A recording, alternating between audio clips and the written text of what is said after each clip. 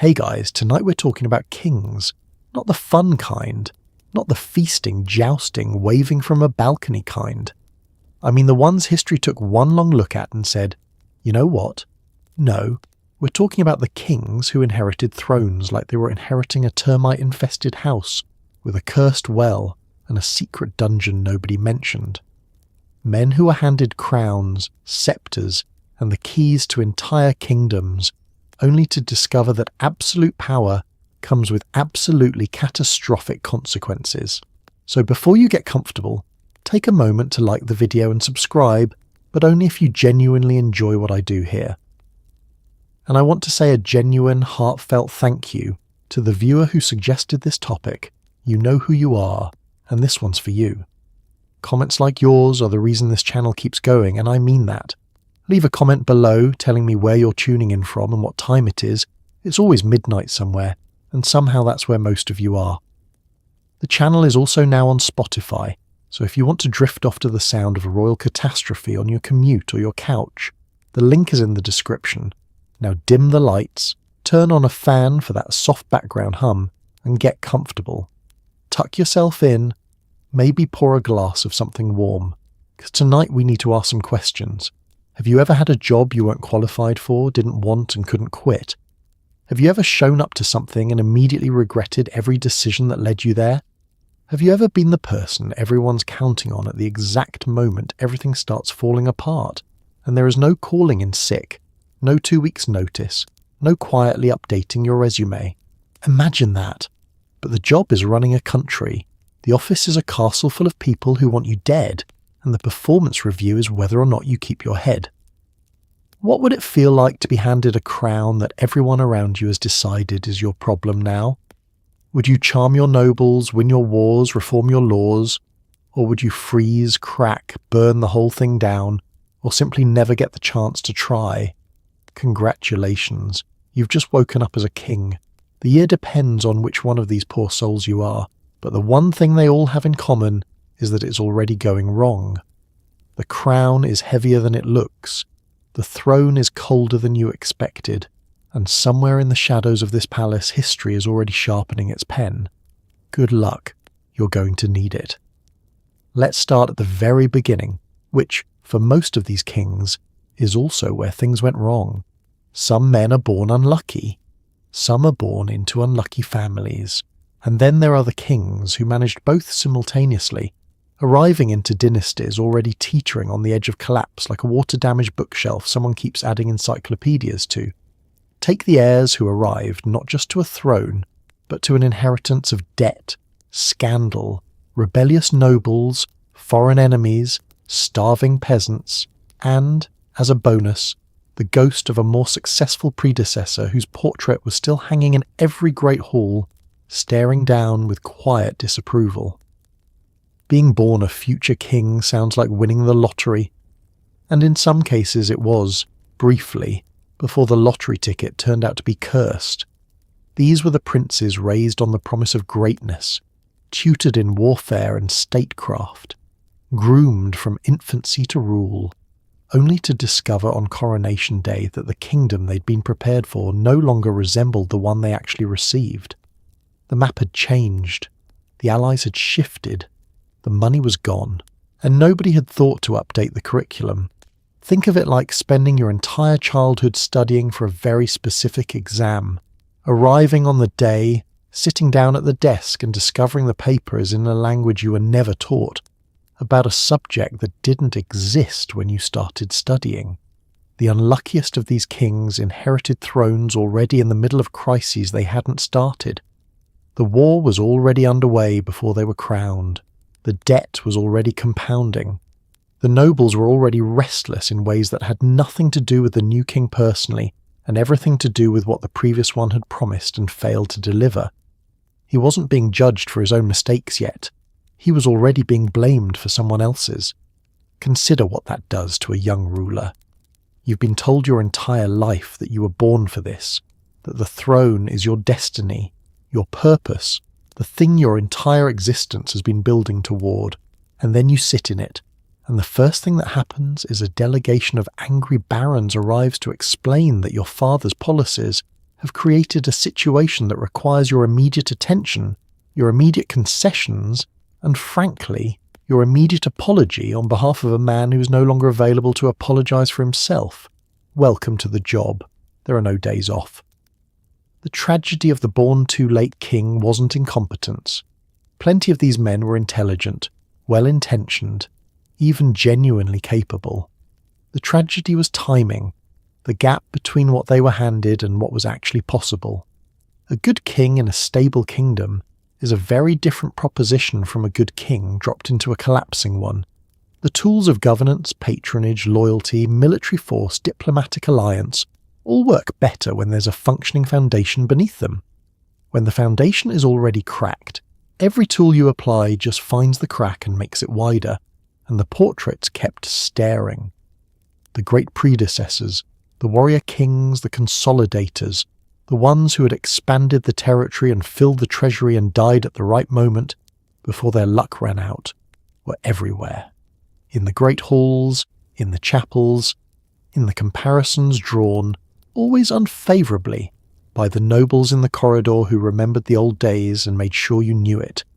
You could be doing everything right and still be found wanting, because the standard you were being measured against wasn't your own record. It was a myth.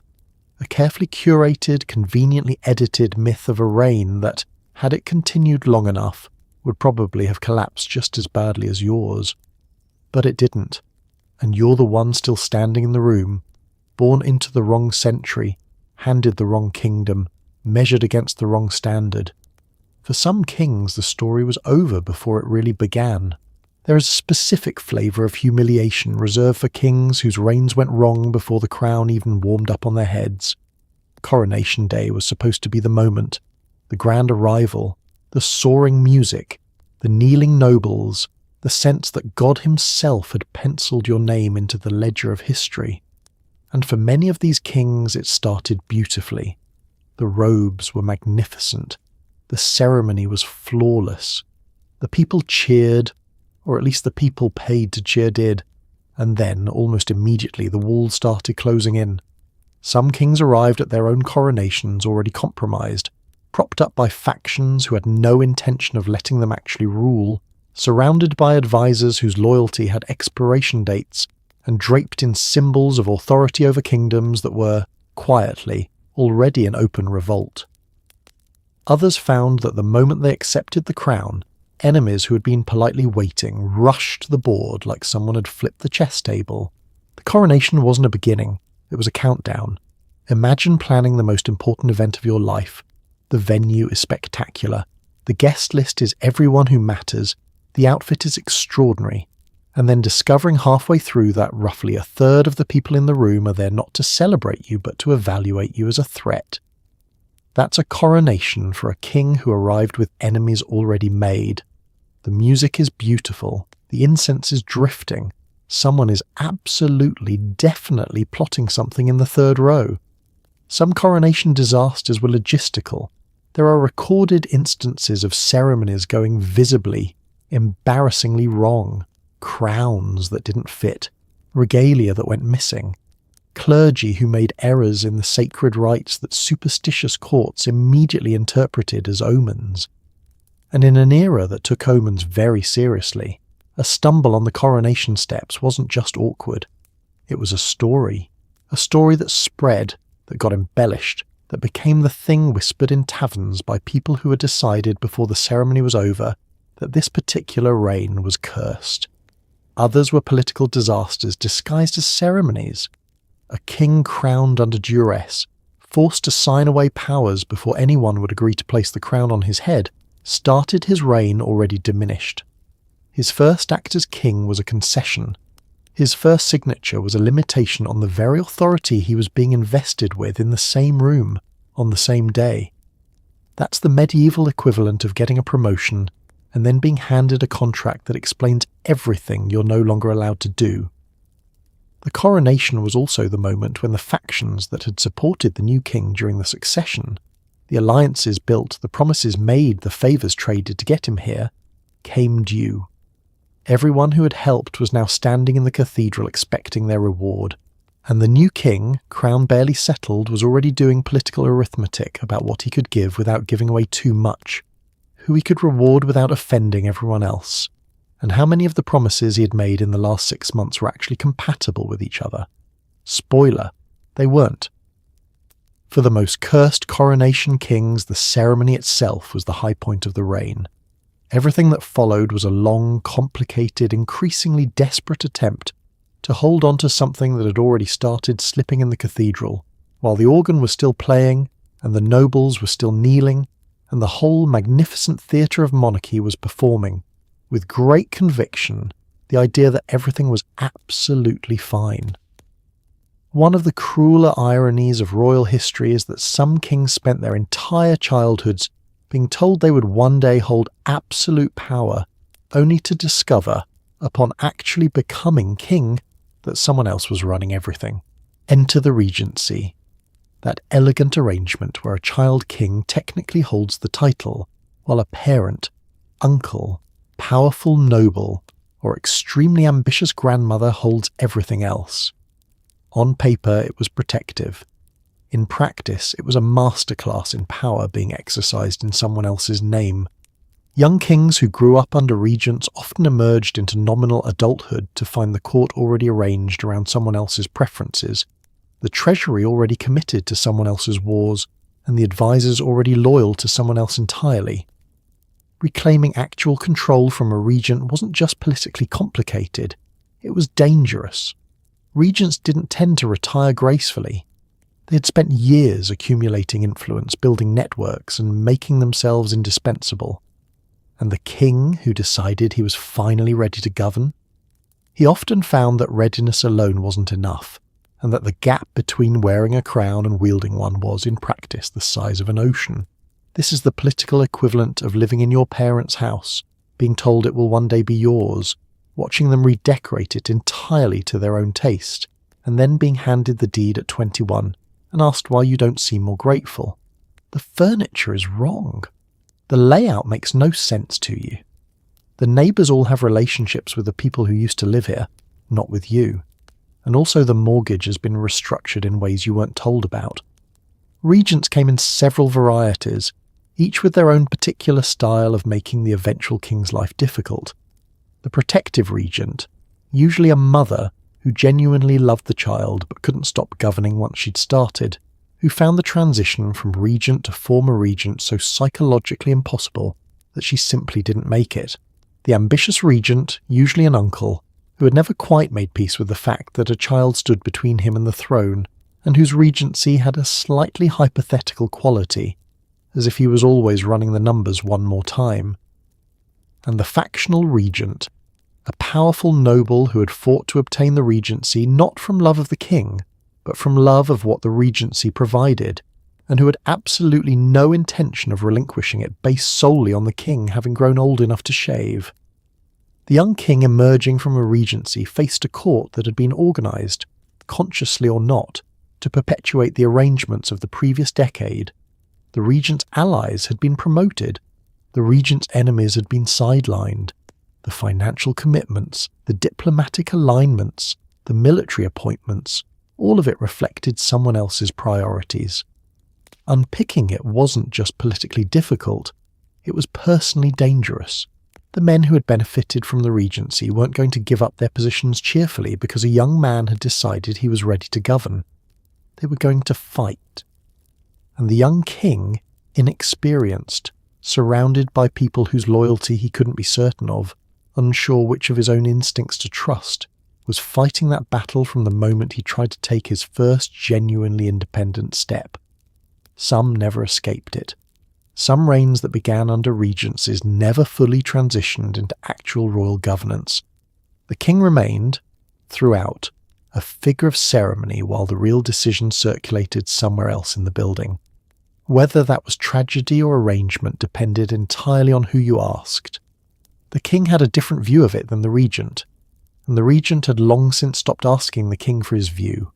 Nothing dissolves royal authority quite like being broke, and a surprising number of history's most cursed kings inherited thrones that came with something unexpected tucked into the royal treasury. Absolutely nothing. Or worse, debt. Spectacular, generational, somehow still growing debt, accumulated by predecessors who had funded wars, palaces, feasts, and fashionable court extravagances with the breezy confidence of someone who assumed the bill would be someone else's problem. It was. It was the next king's problem. Running a kingdom without money is roughly equivalent to trying to host a dinner party with no food, no kitchen, and guests who are already angry about the last dinner party. You need money to pay soldiers. You need soldiers to enforce laws. You need laws to collect taxes. And you need taxes to get money. Break any single link in that chain, and the whole thing collapses with a speed that tends to surprise everyone except historians, who have seen this exact movie many times. The broke king's options were limited and uniformly unpleasant. Raise taxes on the common people, and you risk the kind of popular unrest that had a tendency to become something worse than unrest. Tax the nobles, and you risk the kind of aristocratic opposition that had a tendency to become something more organised than opposition. Borrow from merchants or foreign bankers, and you created creditors, people with legal claims on a future that you weren't entirely sure you controlled, and default on existing loans, which was always an option, right up until the moment you needed to borrow money again, and discovered that the financial community's memory was considerably longer than its patience. Some kings responded to empty treasuries by selling things. Offices, titles, rights, territories, anything with a market value was potentially convertible into the immediate cash that made the next few months survivable. The problem was that you could only sell each thing once, and the people who bought royal offices and titles had paid for them with the expectation that they would keep them, which meant that the king had permanently reduced his own political flexibility in exchange for a short-term solution to a structural problem.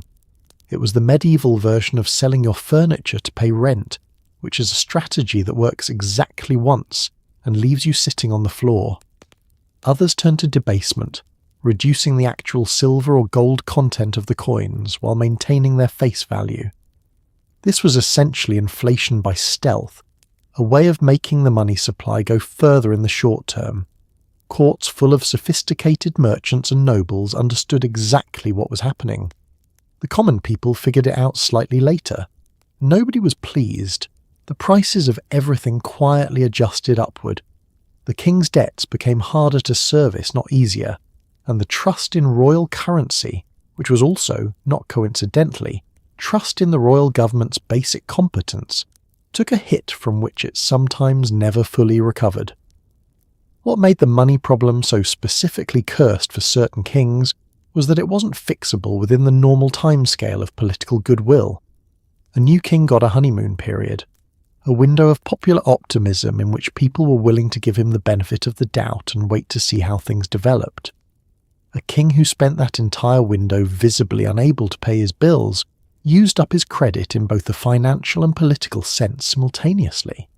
By the time he had a plan, people had stopped believing in plans, and a king nobody believes in is a king whose every subsequent move, good or bad, is interpreted through the lens of the last time they trusted him and were disappointed. Some kings didn't inherit disaster. They rode out to meet it personally on horseback with banners flying and a battle plan that made complete sense until the moment it didn't. History is littered with kings who launched wars they couldn't win, at times they couldn't afford against enemies they had dramatically underestimated. Sometimes the decision was the king's own. Sometimes he was manoeuvred into it by advisors, allies, or the particular kind of court pressure that makes declining a war feel like the braver, stranger, more politically catastrophic option. But the result was the same. Armies marched, defeats accumulated, and the king found himself on the wrong side of a battle that would define, and in many cases, end his reign. The worst of these were the kings who were personally present for the disaster. There is something particularly unforgiving about a king who survives a catastrophic defeat and has to ride home to face the people who trusted him with their sons, their taxes, and their future. A dead king at least gets a somber epitaph.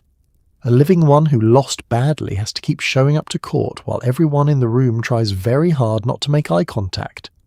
The logic that led kings into unwinnable wars often sounded, in the moment, entirely reasonable. A neighbouring territory seemed weakly held. An ally had promised support that ultimately didn't materialise. An enemy appeared weaker than they turned out to be, a miscalculation made harder to avoid by the fact that enemies, unlike treasuries, have a strong incentive to misrepresent their actual condition. And there was always the pressure of precedent. A king who declined to fight when fighting was expected could be characterised as weak, which in the political economy of medieval and early modern Europe was almost as dangerous as losing. Some kings launched wars as solutions to domestic problems, which is a strategy with a long and consistently dismal track record. A divided court, a restless nobility, a treasury dispute that had been grinding on for months with no resolution. All of these could be temporarily suspended by the excitement and shared purpose of a military campaign. Channel the energy outward. Give the fractious nobles someone else to direct their aggression toward. The theory was sound. The practice required winning, and winning required things that couldn't be reliably arranged in advance. The aftermath of a military catastrophe moved through a kingdom in waves. First came the immediate practical damage, the territory lost, the soldiers dead, the allies who had participated and now needed to be compensated or reassured or prevented from switching sides. Then came the political damage, the loss of authority that came with visible, undeniable failure on the largest stage available. Then came the financial damage. Wars were expensive when they were going well, and when they went badly the expenses didn't stop. They just stopped being accompanied by the revenues that conquest was supposed to provide. And underneath all of it ran the current of personal grief. These armies were not abstractions. The soldiers who marched out were real men, and the families they left behind were real families. And the king rode back past people who knew, specifically and personally, what his decisions had cost them, whatever they said to his face, and most of them said nothing, because saying something to a king's face required a kind of courage that most people, quite reasonably, couldn't afford. They remembered. And remembering over time became a kind of judgment that no proclamation could override and no ceremony could undo. Being a child is hard enough without also being a king, and yet history produced an almost uncomfortable number of monarchs who were handed thrones while still in an age range more suited to learning arithmetic and avoiding mud puddles. Child kings were not just politically inconvenient, they were genuinely dangerous to themselves and to everyone around them. They were magnets for every ambitious noble, scheming relative and foreign power who looked at a small person wearing a large crown and saw an opportunity dressed up as a problem. The kingdoms of child kings became, almost immediately, battlegrounds for proxy control. Factions formed around the young monarch like weather systems, each one convinced that their particular version of guidance was the correct one, each one willing to do genuinely alarming things to maintain their access to the royal ear. And the child at the centre of it all? He was tutored, managed, monitored and manoeuvred. He was told what to sign, when to appear, how to stand, and what to believe. By the time he was old enough to form independent opinions, those opinions had already been shaped by whoever had won the fight to stand closest to him for the longest. A child king at court was something like a very important piece of furniture that everyone was simultaneously trying to rearrange around their own preferences. He was present. He was technically the reason the room existed. But the actual decisions about what happened in the room were being made by the adults standing around him, with varying degrees of sincerity, about whose interests they were serving. The specific horror of childhood kingship was the education it provided. You learned very early that the people smiling at you wanted something. You learned that warmth was a currency people spent to buy access, and that the ones who spent it most generously were often the ones with the largest invoices to submit later.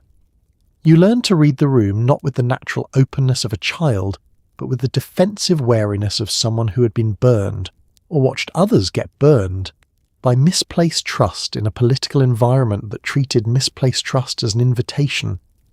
Some child kings grew up damaged by this, in ways that made them terrible adult kings.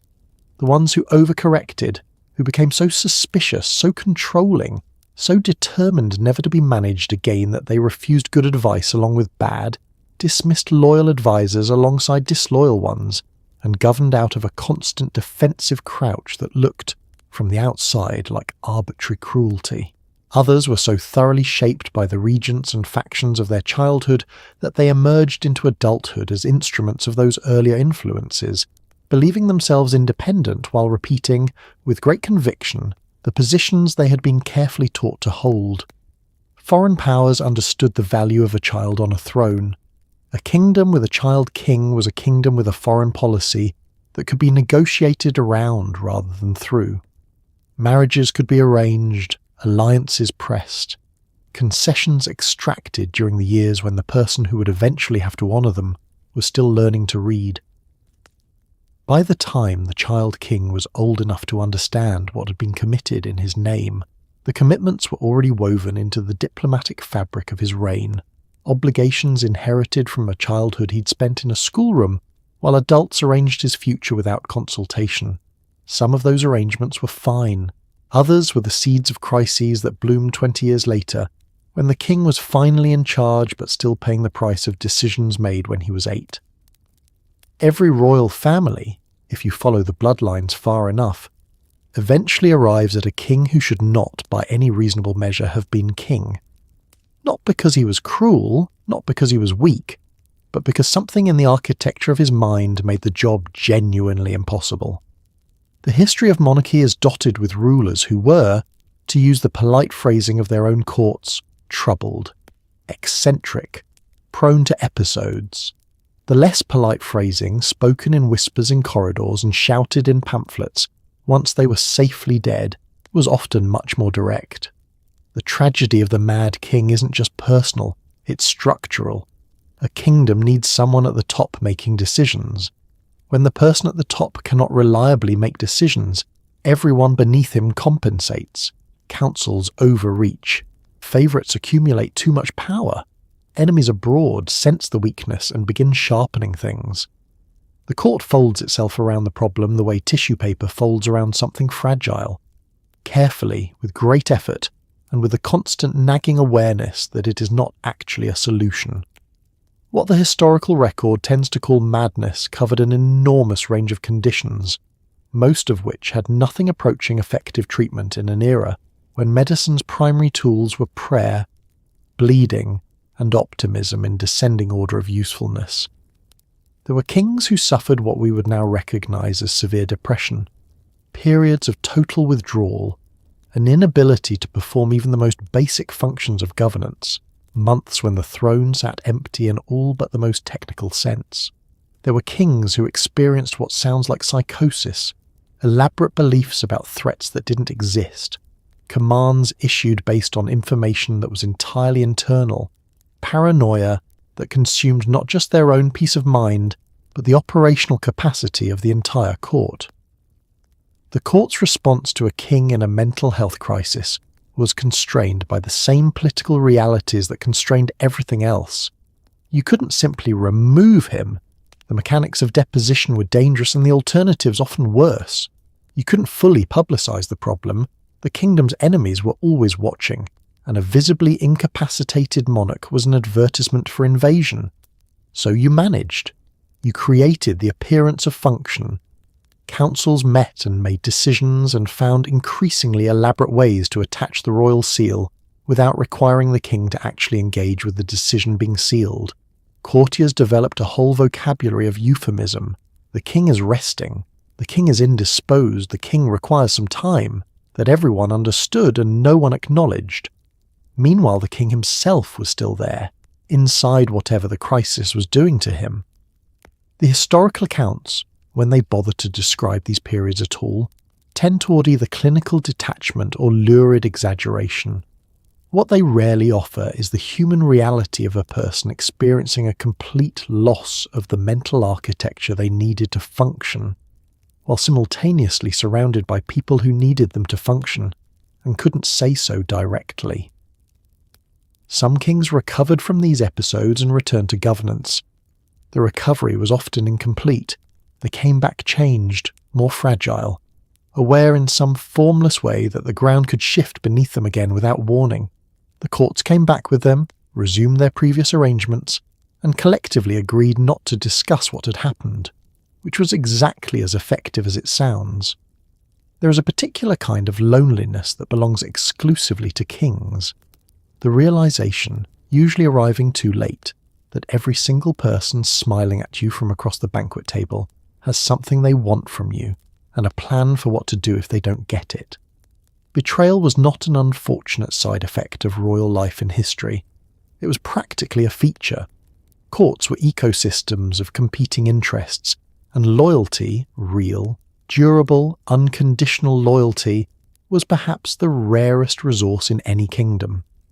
The unluckiest kings were the ones who discovered this not from books or advisors, but from personal experience, usually in the middle of a crisis when they needed allies most. Some were betrayed by the men they had elevated, the favourites and confidants who knew the most, owed the most, and ultimately risked the most by staying loyal when things went wrong. Others were betrayed by their own families, brothers who decided the throne looked better from the other side, cousins who had done the arithmetic and concluded their claim was superior, sons who simply ran out of patience. The mechanics of court betrayal were usually slower and more complicated than the dramatic reconstruction suggests. It was rarely a single moment of decision. It was a gradual reorientation, a noble who had been loyal beginning to hedge, beginning to have quiet conversations with other parties, beginning to be unavailable at moments when availability would have cost him something. The king, if he was paying attention, could sometimes see it happening.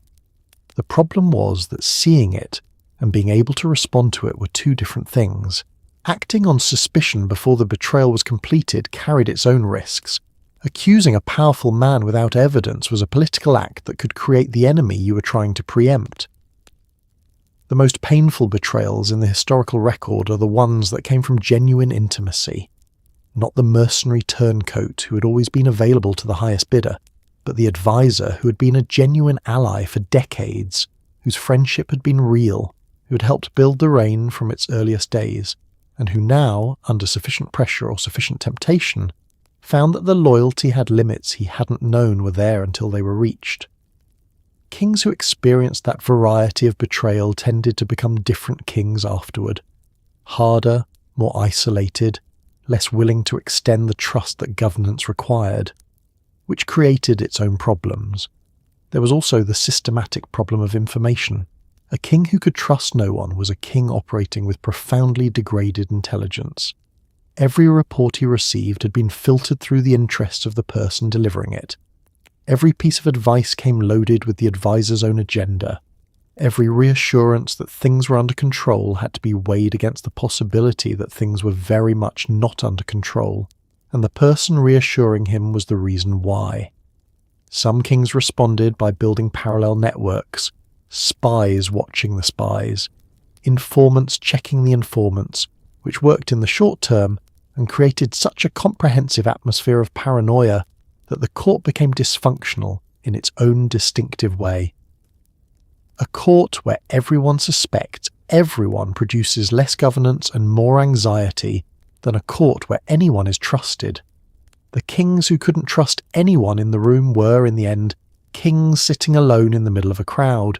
Of all the indignities history has inflicted on kings, few are as quietly surreal as the prisoner king, the monarch who technically held a throne while physically held in a room he could not leave. These were not rare. History is sprinkled with kings who spent years, sometimes decades, as captives of foreign powers, rival nobles, or their own extraordinarily assertive relatives. The ransom king is perhaps the most famous variant. The warrior monarch captured in battle, dragged off to a foreign court and essentially held hostage while his kingdom scrambled to raise a sum of money that made everyone at home feel slightly ill when they heard the number. These kings were in an especially strange position. They were still technically ruling. Correspondence still went back and forth. Seals were still pressed into wax, but the actual levers of power, the appointments, the armies, the decisions, were being pulled by someone else, back home, under the complicated fiction that they were merely acting temporarily on behalf of a king who was simply indisposed, indefinitely. The ransom itself was the first problem. These were not small numbers. The sums demanded for the return of captured kings were designed to be significant enough to be a genuine burden, significant enough to demonstrate the captor's power, significant enough that the process of raising them reshaped the kingdom's finances for years. Taxes were levied, treasuries were drained. The population, which had not voted for the war that had produced the capture and had no particular affection for the ransom as an additional line item in their lives, paid anyway, because the alternative was explaining that their king was not worth the price, which created a different set of political problems. The captor's situation was equally complicated and considerably more comfortable. A captured king was extraordinarily valuable, not just financially but diplomatically. You couldn't kill him without risking the kind of international outrage that made future negotiations difficult, and you couldn't simply release him without extracting everything extractable from the situation first. So you housed him. You treated him with a certain performative courtesy that acknowledged his status while making absolutely clear that the status conferred no freedom of movement. Some captured kings were kept in genuine comfort. Good food, good accommodation, access to books and music, a kind of gilded inconvenience that was pleasant in every respect except the locked door. Others were less fortunate, held in conditions that deteriorated as the negotiations dragged on, and the captor's patience with the pace of the ransom wore thin. The political consequences of prolonged captivity were serious regardless of the physical conditions. The kingdom continued without its king. Decisions got made, positions got filled, alliances shifted. The man who had left for war as an active present monarch returned, if he returned at all, to a court that had adapted to his absence in ways that weren't always easy to reverse. Power had flowed into new channels during the years away. The people who had managed in his absence had managed quite well, and some of them had developed opinions about whether his return was as necessary as everyone was officially saying. History has not been kind to kings who looked at their kingdoms and thought, "This could be better. This is fixable. I have ideas." Reform-minded monarchs occupy a specific tragic category in the annals of royal disaster. Men who arrived at the throne with genuine vision, who genuinely wanted to improve the lives of the people they governed, and who discovered, often at great personal cost, that the people most invested in how things currently were would fight to the death to keep them that way. The resistance to reform came from everywhere at once. Nobles whose privileges were threatened. The church when its revenues or influence were touched. Merchants whose monopolies depended on the old arrangements. Common people who, paradoxically, sometimes feared change more than the misery they already understood. A reforming king was essentially asking his entire court to take a pay cut in the name of principles they hadn't been consulted about, and history records their enthusiasm for this as approximately zero. The reformer's fundamental problem was that the benefits of his reforms were diffuse and long-term, while the costs were concentrated and immediate. The people who would benefit from a more just legal system, a fairer tax structure, a reduction in the arbitrary power of the nobility. Those people were distributed across an entire kingdom, largely unorganized, without a mechanism for expressing support that translated into political power at court. The people who would lose from those same reforms were right there, in the room, with resources and connections and the specific knowledge of exactly which levers to pull to make a king's life very difficult very quickly. Some reforming kings underestimated the speed of the backlash. They announced their intentions, perhaps with genuine idealism, perhaps with the slightly naive assumption that the justice of the cause would translate into acceptance, and then watched as the opposition organised with a decisiveness that their own administration never quite managed. The nobles who had seemed acquiescent in council began making other arrangements. The church, which had received the proposals with expressions of careful consideration, issued a response that translated roughly as absolutely not. And the king found himself pushing against a wall that had, overnight, become considerably more solid than it had appeared from a distance. Others reformed too slowly, in increments so cautious that the changes never built momentum. Every concession made to get one reform through was a resource spent that wasn't available for the next one.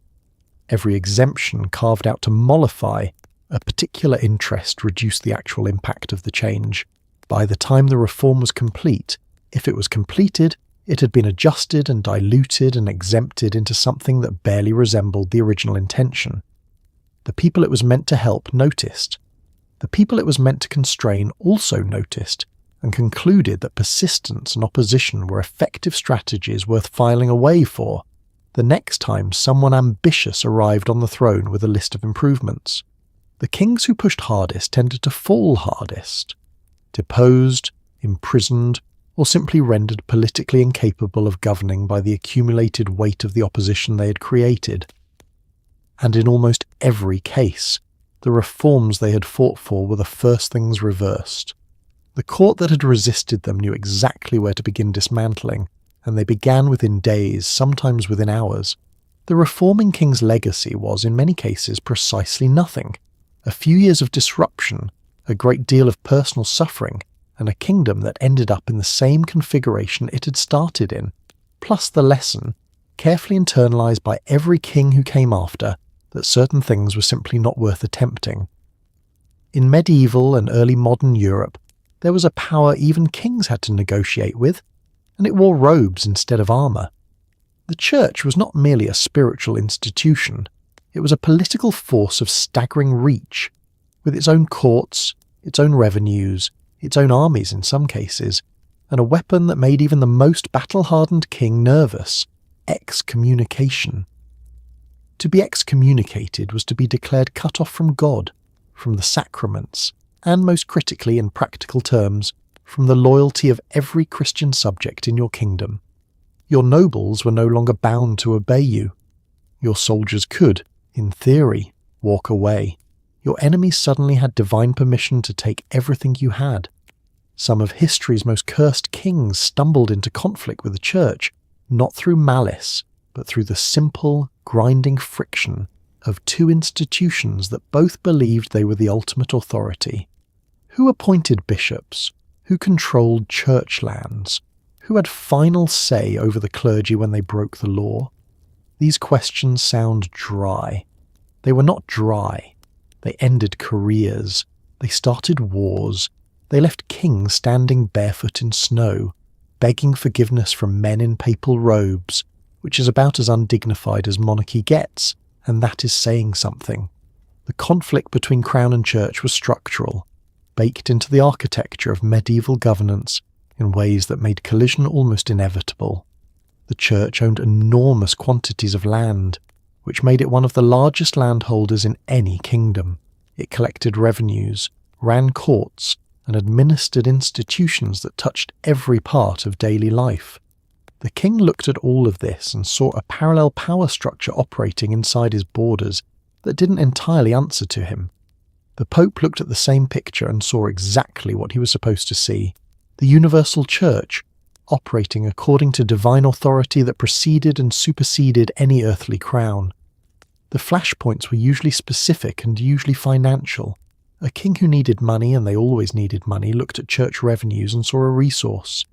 The church looked at that look and issued a statement.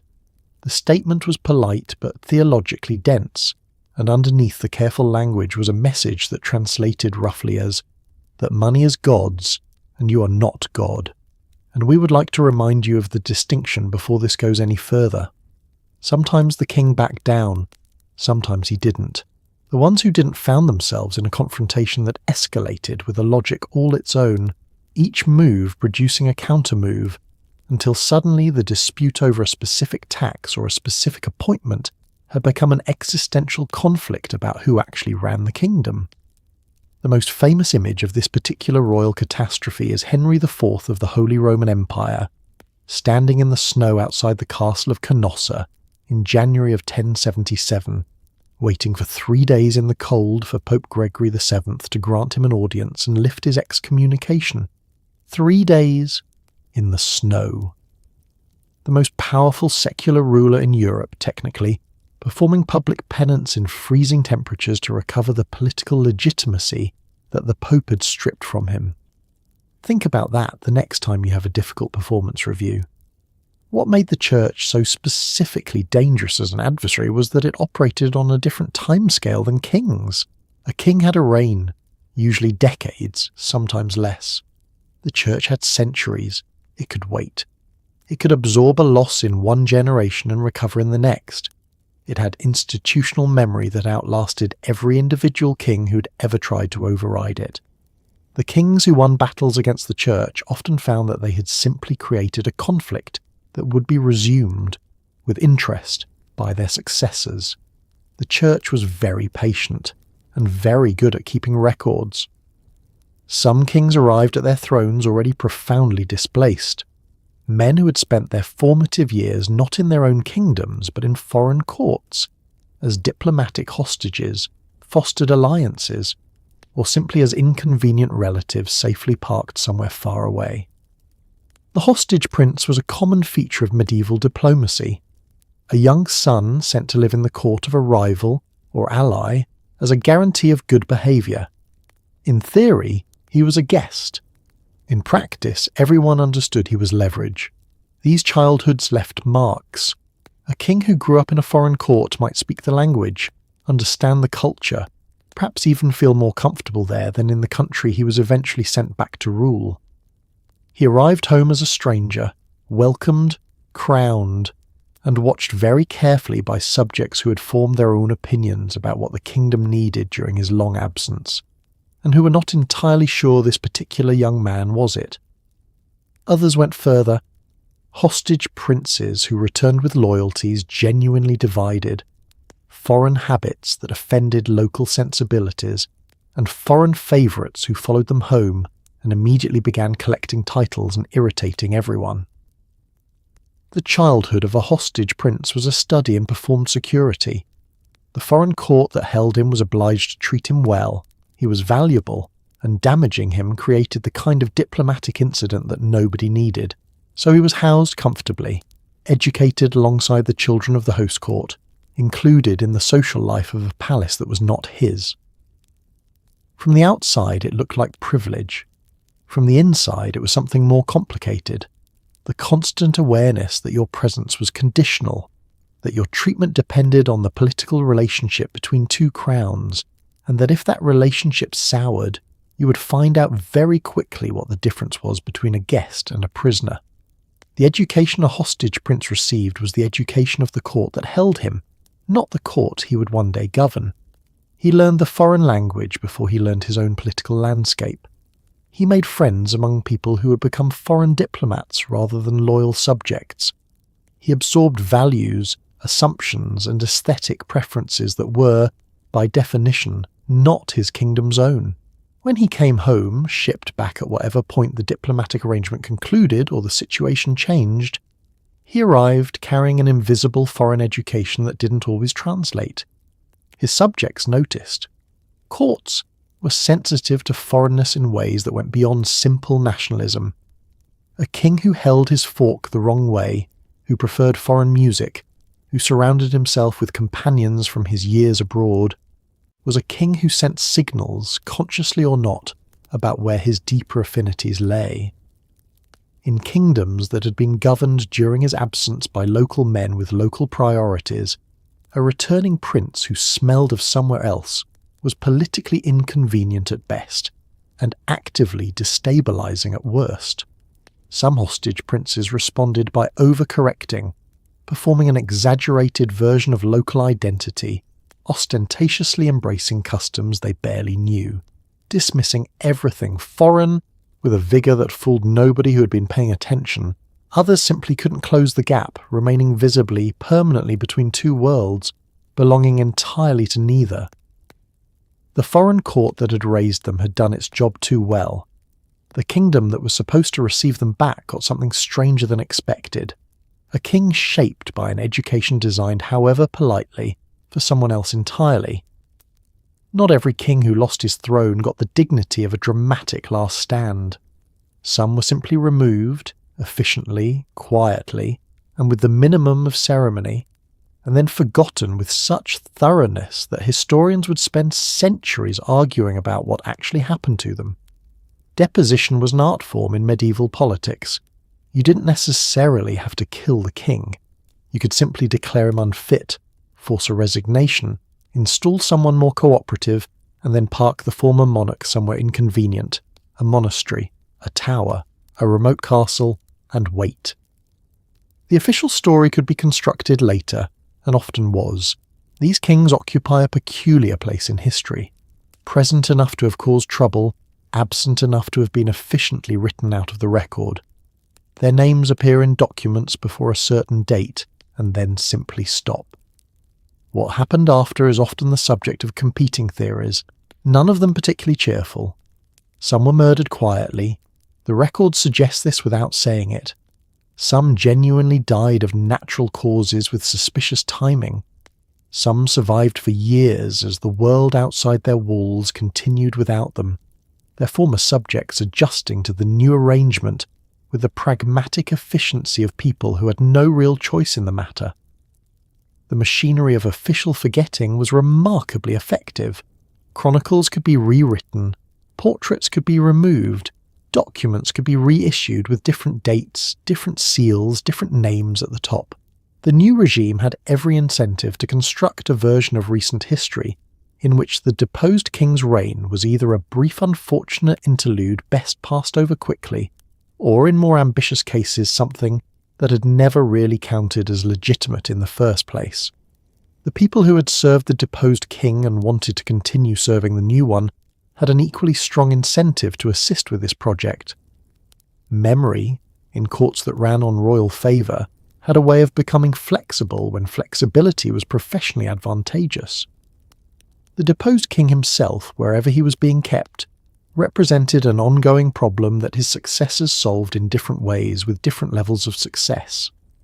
The most obvious solution was the permanent one, and history strongly implies that it was applied more often than the official records admitted. The problem with killing a deposed king was that it was dangerous if discovered and scandalous even when it wasn't. It established a precedent that thrones could change hands through murder, which was not a precedent any new king particularly wanted to advertise, since it applied to him as readily as it had to his predecessor. The alternative was indefinite imprisonment, which was safer in some ways and more complicated in others. A living deposed king was a continuing focal point for anyone who opposed the new regime. Rebellions needed a figurehead. Claimants needed a legitimate name to attach themselves to. As long as the former king lived, he was available, in principle, if not in practice, as the alternative that dissatisfied nobles could rally around. Some deposed kings spent decades in this limbo, too dangerous to release, too inconvenient to kill openly, too present to be entirely forgotten, fading slowly from political relevance while the kingdom reorganized itself around their absence. History recorded the new king's deeds. The old one received at best a footnote, and often not even that. Nothing destabilized a medieval kingdom quite as efficiently as having more than one person who believed, with varying degrees of legitimacy, that they should be sitting on the throne. Succession crises were the chronic illness of hereditary monarchy, always lurking, periodically erupting, occasionally killing everyone involved, and leaving historians with decades of fascinating material. The kings who suffered most were often not the ones without heirs, but the ones with too many. Multiple sons from multiple marriages, each supported by their own faction of nobles, each convinced that primogeniture was either sacred or conveniently negotiable, depending on where they fell in the birth order. The father king caught in the middle of this, trying to keep the peace between sons who hated each other, appease nobles backing different claimants, and somehow hold the kingdom together long enough to die of old age, occupies one of the least enviable positions in all of royal history. Some managed it, many didn't. The ones who didn't tended to spend their final years watching everything they'd built be dismantled in real time by the children they'd raised, funded, and trusted with armies they now deeply regretted providing. The mathematics of royal succession were unforgiving. In a system where everything depended on clear, uncontested inheritance, ambiguity was not merely inconvenient, it was destabilizing at a structural level. Every noble in the kingdom had to calculate which claimant was most likely to prevail, and then decide whether to bet on that calculation or hedge by maintaining relationships with multiple parties simultaneously, which itself was a form of disloyalty to everyone and commitment to no one. The court fragmented along these lines long before the father was actually dead. Factions formed, alliances were quietly tested, and the business of governance, which required at least a functional fiction of unified direction, became increasingly difficult to conduct in a court where everyone was simultaneously preparing for 2 or 3 different futures. The sons themselves were the most immediately dangerous element. Royal sons were not simply private individuals with competing ambitions.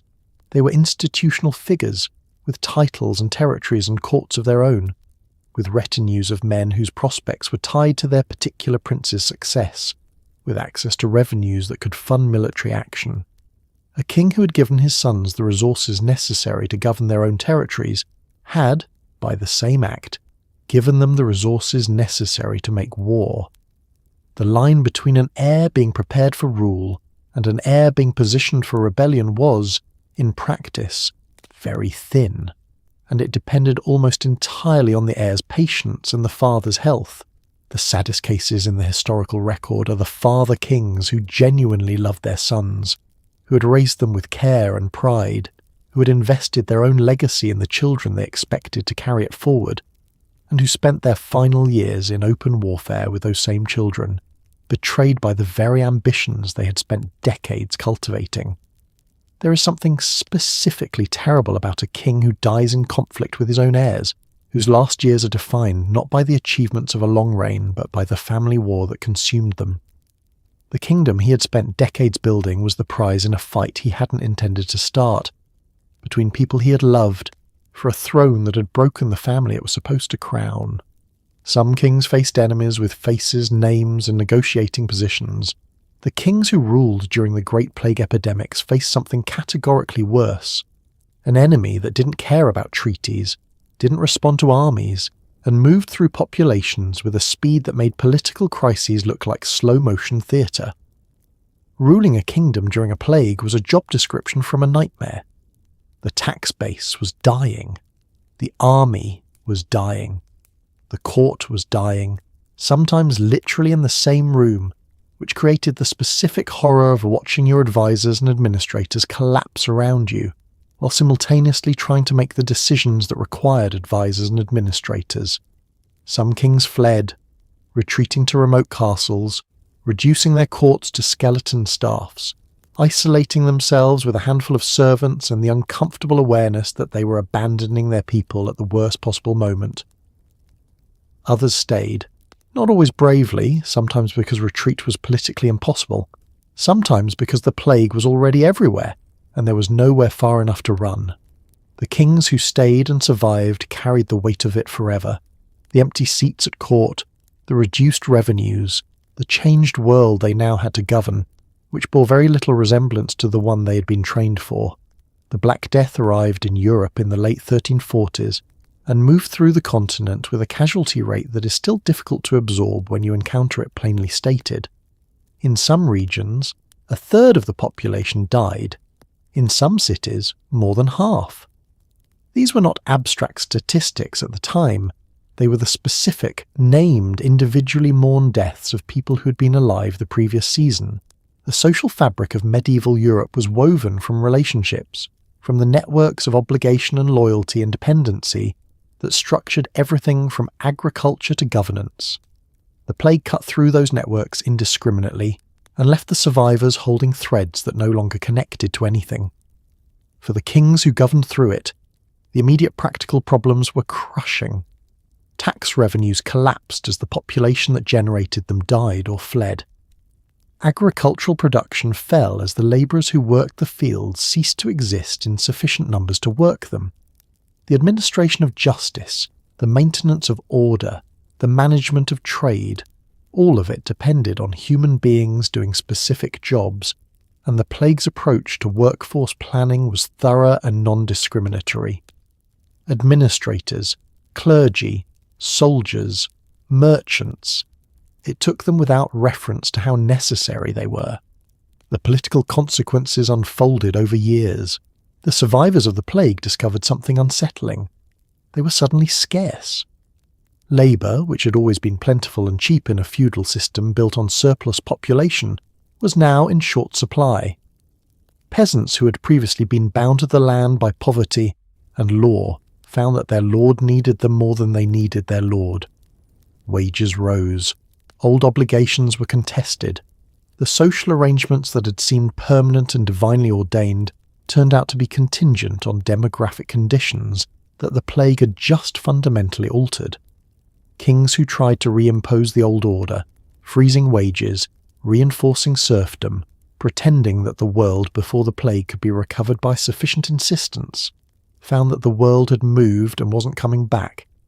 The plague hadn't just killed people. It had changed the question of what ordinary people would accept, and the kings who hadn't noticed were about to find out. Royal propaganda worked hard to manufacture love. Portraits were flattering. Ceremonies were choreographed. Court poets were paid specifically to describe their monarchs in terms that would make a reasonable person blush. But underneath all of it, some kings were simply, stubbornly, persistently unpopular, and no amount of imagery, ceremony, or strategic largesse could fix it. The unloved king was a particular kind of trapped.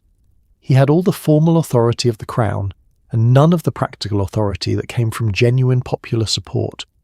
His orders were obeyed, but slowly. His announcements were received, but without enthusiasm.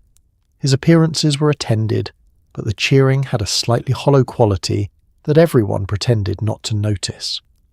Popular opinion, in most eras, couldn't remove a king directly, but it could make everything harder. It encouraged rebellion. It weakened the crown's ability to demand sacrifice in times of war or famine, gave ambitious rivals a narrative. The people don't love him. They love me. That could be remarkably dangerous when paired with an army. The most unloved kings tended to be the ones who were aware of it, who felt the coldness and couldn't understand it, who tried harder and somehow made it worse, who died having never closed the gap between the crown they wore and the affection they never managed to earn. Popular affection for a king operated on principles that didn't always respond to logic or effort. It was partly symbolic. People wanted a king who looked and acted the part, who carried the crown with a particular kind of visible ease that suggested it belonged there. A king who seemed uncertain, who stumbled in ceremony, who appeared diminished in public by the very events designed to display his authority, sent signals that the court poets couldn't entirely edit out. The image and the reality were always in dialogue, and when they diverged too visibly, the people tended to believe what they saw over what they were told. It was also partly transactional, and the transaction was heavily weighted toward the worst moments. A king could spend a decade governing competently in ordinary times and accumulate a modest, unremarkable reservoir of goodwill. One famine, one failed war, one visible injustice, and that reservoir drained in a season. The asymmetry was brutal and consistent. Good governance in calm times was expected and therefore unremarkable. Bad governance in hard times was unforgettable. The kings who were loved were often the ones who had managed to be visibly, personally present in a moment of crisis, who had stayed when others fled, who had shared in the deprivation rather than retreating behind castle walls, who had offered something that looked like solidarity, even when it cost them something real. The unloved king who tried to buy affection made things worse in a specific way. Largesse was expected from kings. It was part of the symbolic economy of monarchy. But largesse deployed in obvious response to unpopularity was read not as generosity but as anxiety, and it confirmed rather than addressed the underlying problem. The people receiving the gifts knew why they were being given. Knowing why made the gesture feel performative rather than genuine, which was the opposite of the effect intended. Some kings spent enormous sums on public displays that generated exactly the wrong response. A population that accepted the food and the festivals and the remitted taxes and still didn't warm to the man distributing them, because what they were missing wasn't material and couldn't be purchased. there is a particular arc of tragedy reserved for kings who started well, who were, for a period, genuinely good at the job, who won wars, managed courts, balanced budgets, and filled their early years with a string of successes that made their names synonymous with a golden era, and then kept going. Long reigns were not inherently fortunate. They were a gamble. The same king who had been an asset at 30 could become a liability at 60. When the decisions had calcified, the advisors had grown old with him and lost their sharpness, and the kingdom had quietly moved on from the assumptions that had once made his early rule so effective. These kings watched their legacies erode in real time. The achievements of the first half of the reign were undone by the failures of the second. The affection built over decades was spent in a few catastrophic years, and by the end, exhausted, isolated, sometimes half-mad with grief or fear, they clung to thrones that had become something they never imagined. A burden, a trap, a room they couldn't leave, presiding over a kingdom that had, in almost every meaningful way, already moved on without them. The early years of a successful long reign had a quality that felt, in the moment, like proof that everything was going to be fine.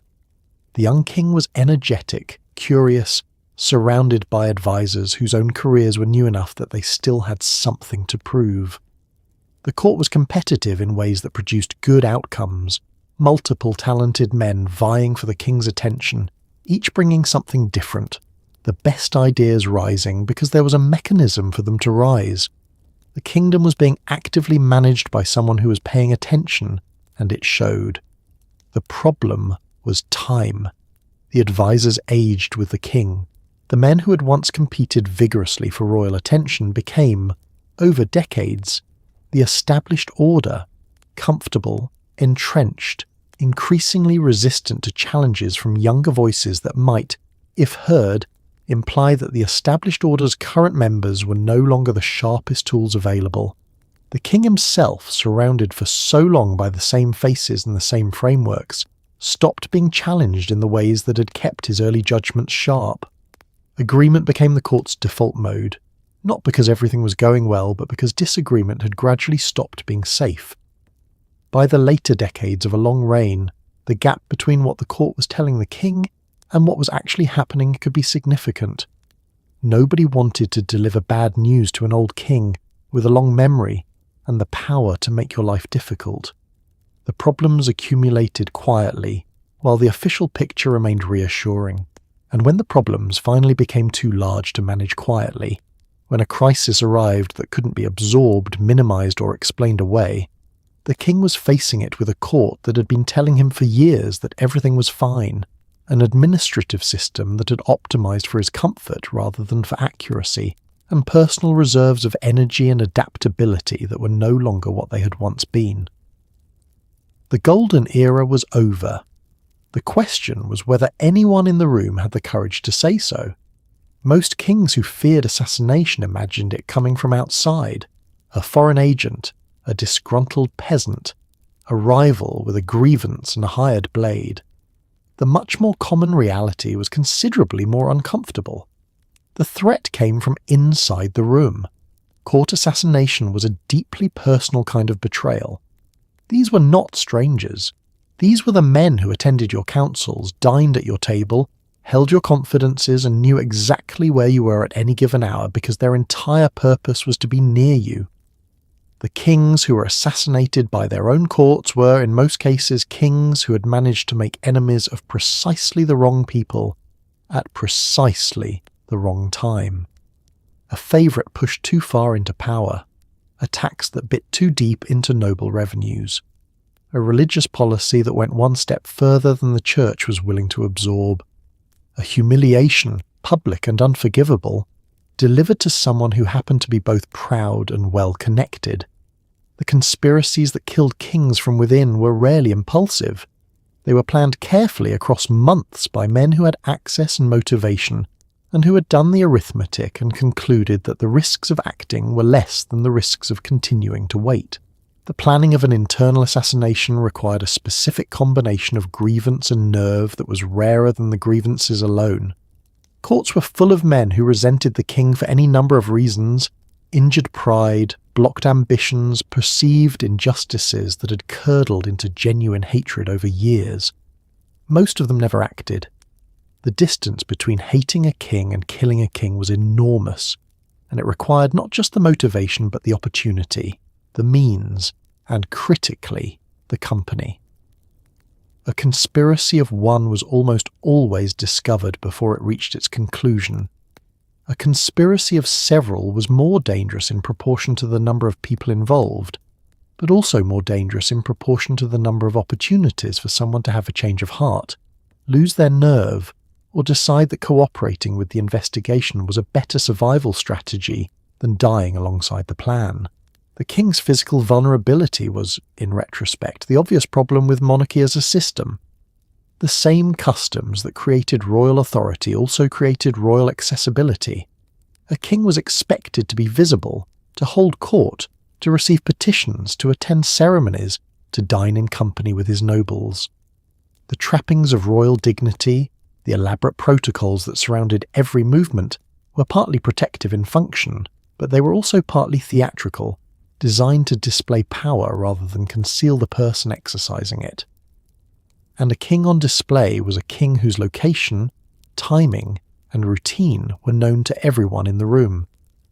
The aftermath of a successful internal assassination was always complicated by the question of what came next.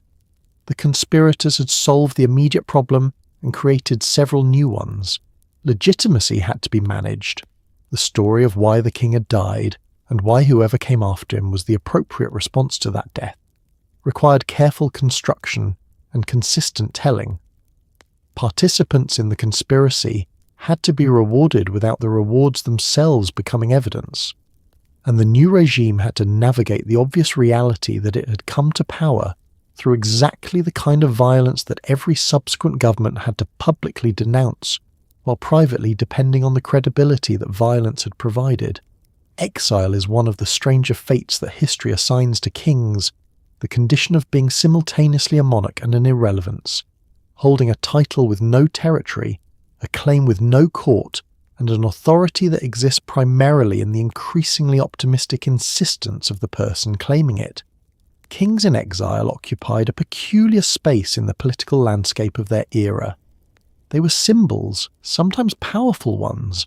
Rival factions who opposed the current ruler could point to the exiled king as the legitimate alternative, which gave the exile a kind of floating political utility that rarely translated into anything practical.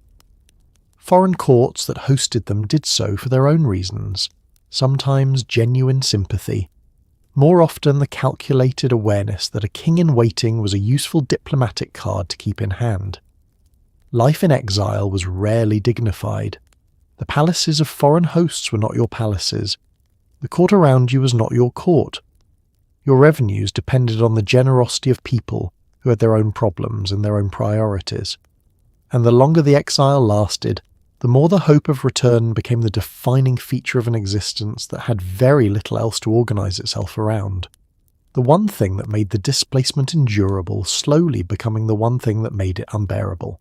The exiled king's household was a shrunken, peculiar thing, a court in miniature, stripped of the functions that made a court meaningful, retaining the forms without the substance. There were still chamberlains and secretaries, still the rituals of royal precedence, still the careful maintenance of a hierarchy that existed entirely in the internal logic of people who had nothing else to maintain. The title still meant something in the room. Outside the room, in the kingdom the title referred to, it had been comprehensively replaced by a different title, attached to a different person who was actually there. The exile court's relationship with hope was the central feature of its psychology. Everyone in the household depended, professionally and personally, on the belief that the return was coming. The alternative, that the exile was permanent, that the king would die in a foreign palace, and the claim would pass to his children who had never seen the kingdom they were supposed to inherit, was too structurally corrosive to be acknowledged. And so the return was always described as imminent. The negotiations were always described as promising. The allies who had expressed interest were always described as reliable. The reality which was usually that the host country found the exiled king diplomatically useful precisely as long as he didn't actually go home, and therefore had a structural incentive to maintain the situation indefinitely, was discussed in the small hours and not in the council chamber. The exiled king aged inside this hope. Years passed. The kingdom he had been removed from continued without him. Roads were built, wars were fought, marriages were arranged, children were born who had no memory of a different reign. The longer the exile, the more the king's claim was a claim to a version of the kingdom that no longer existed, which was its own particular form of loss.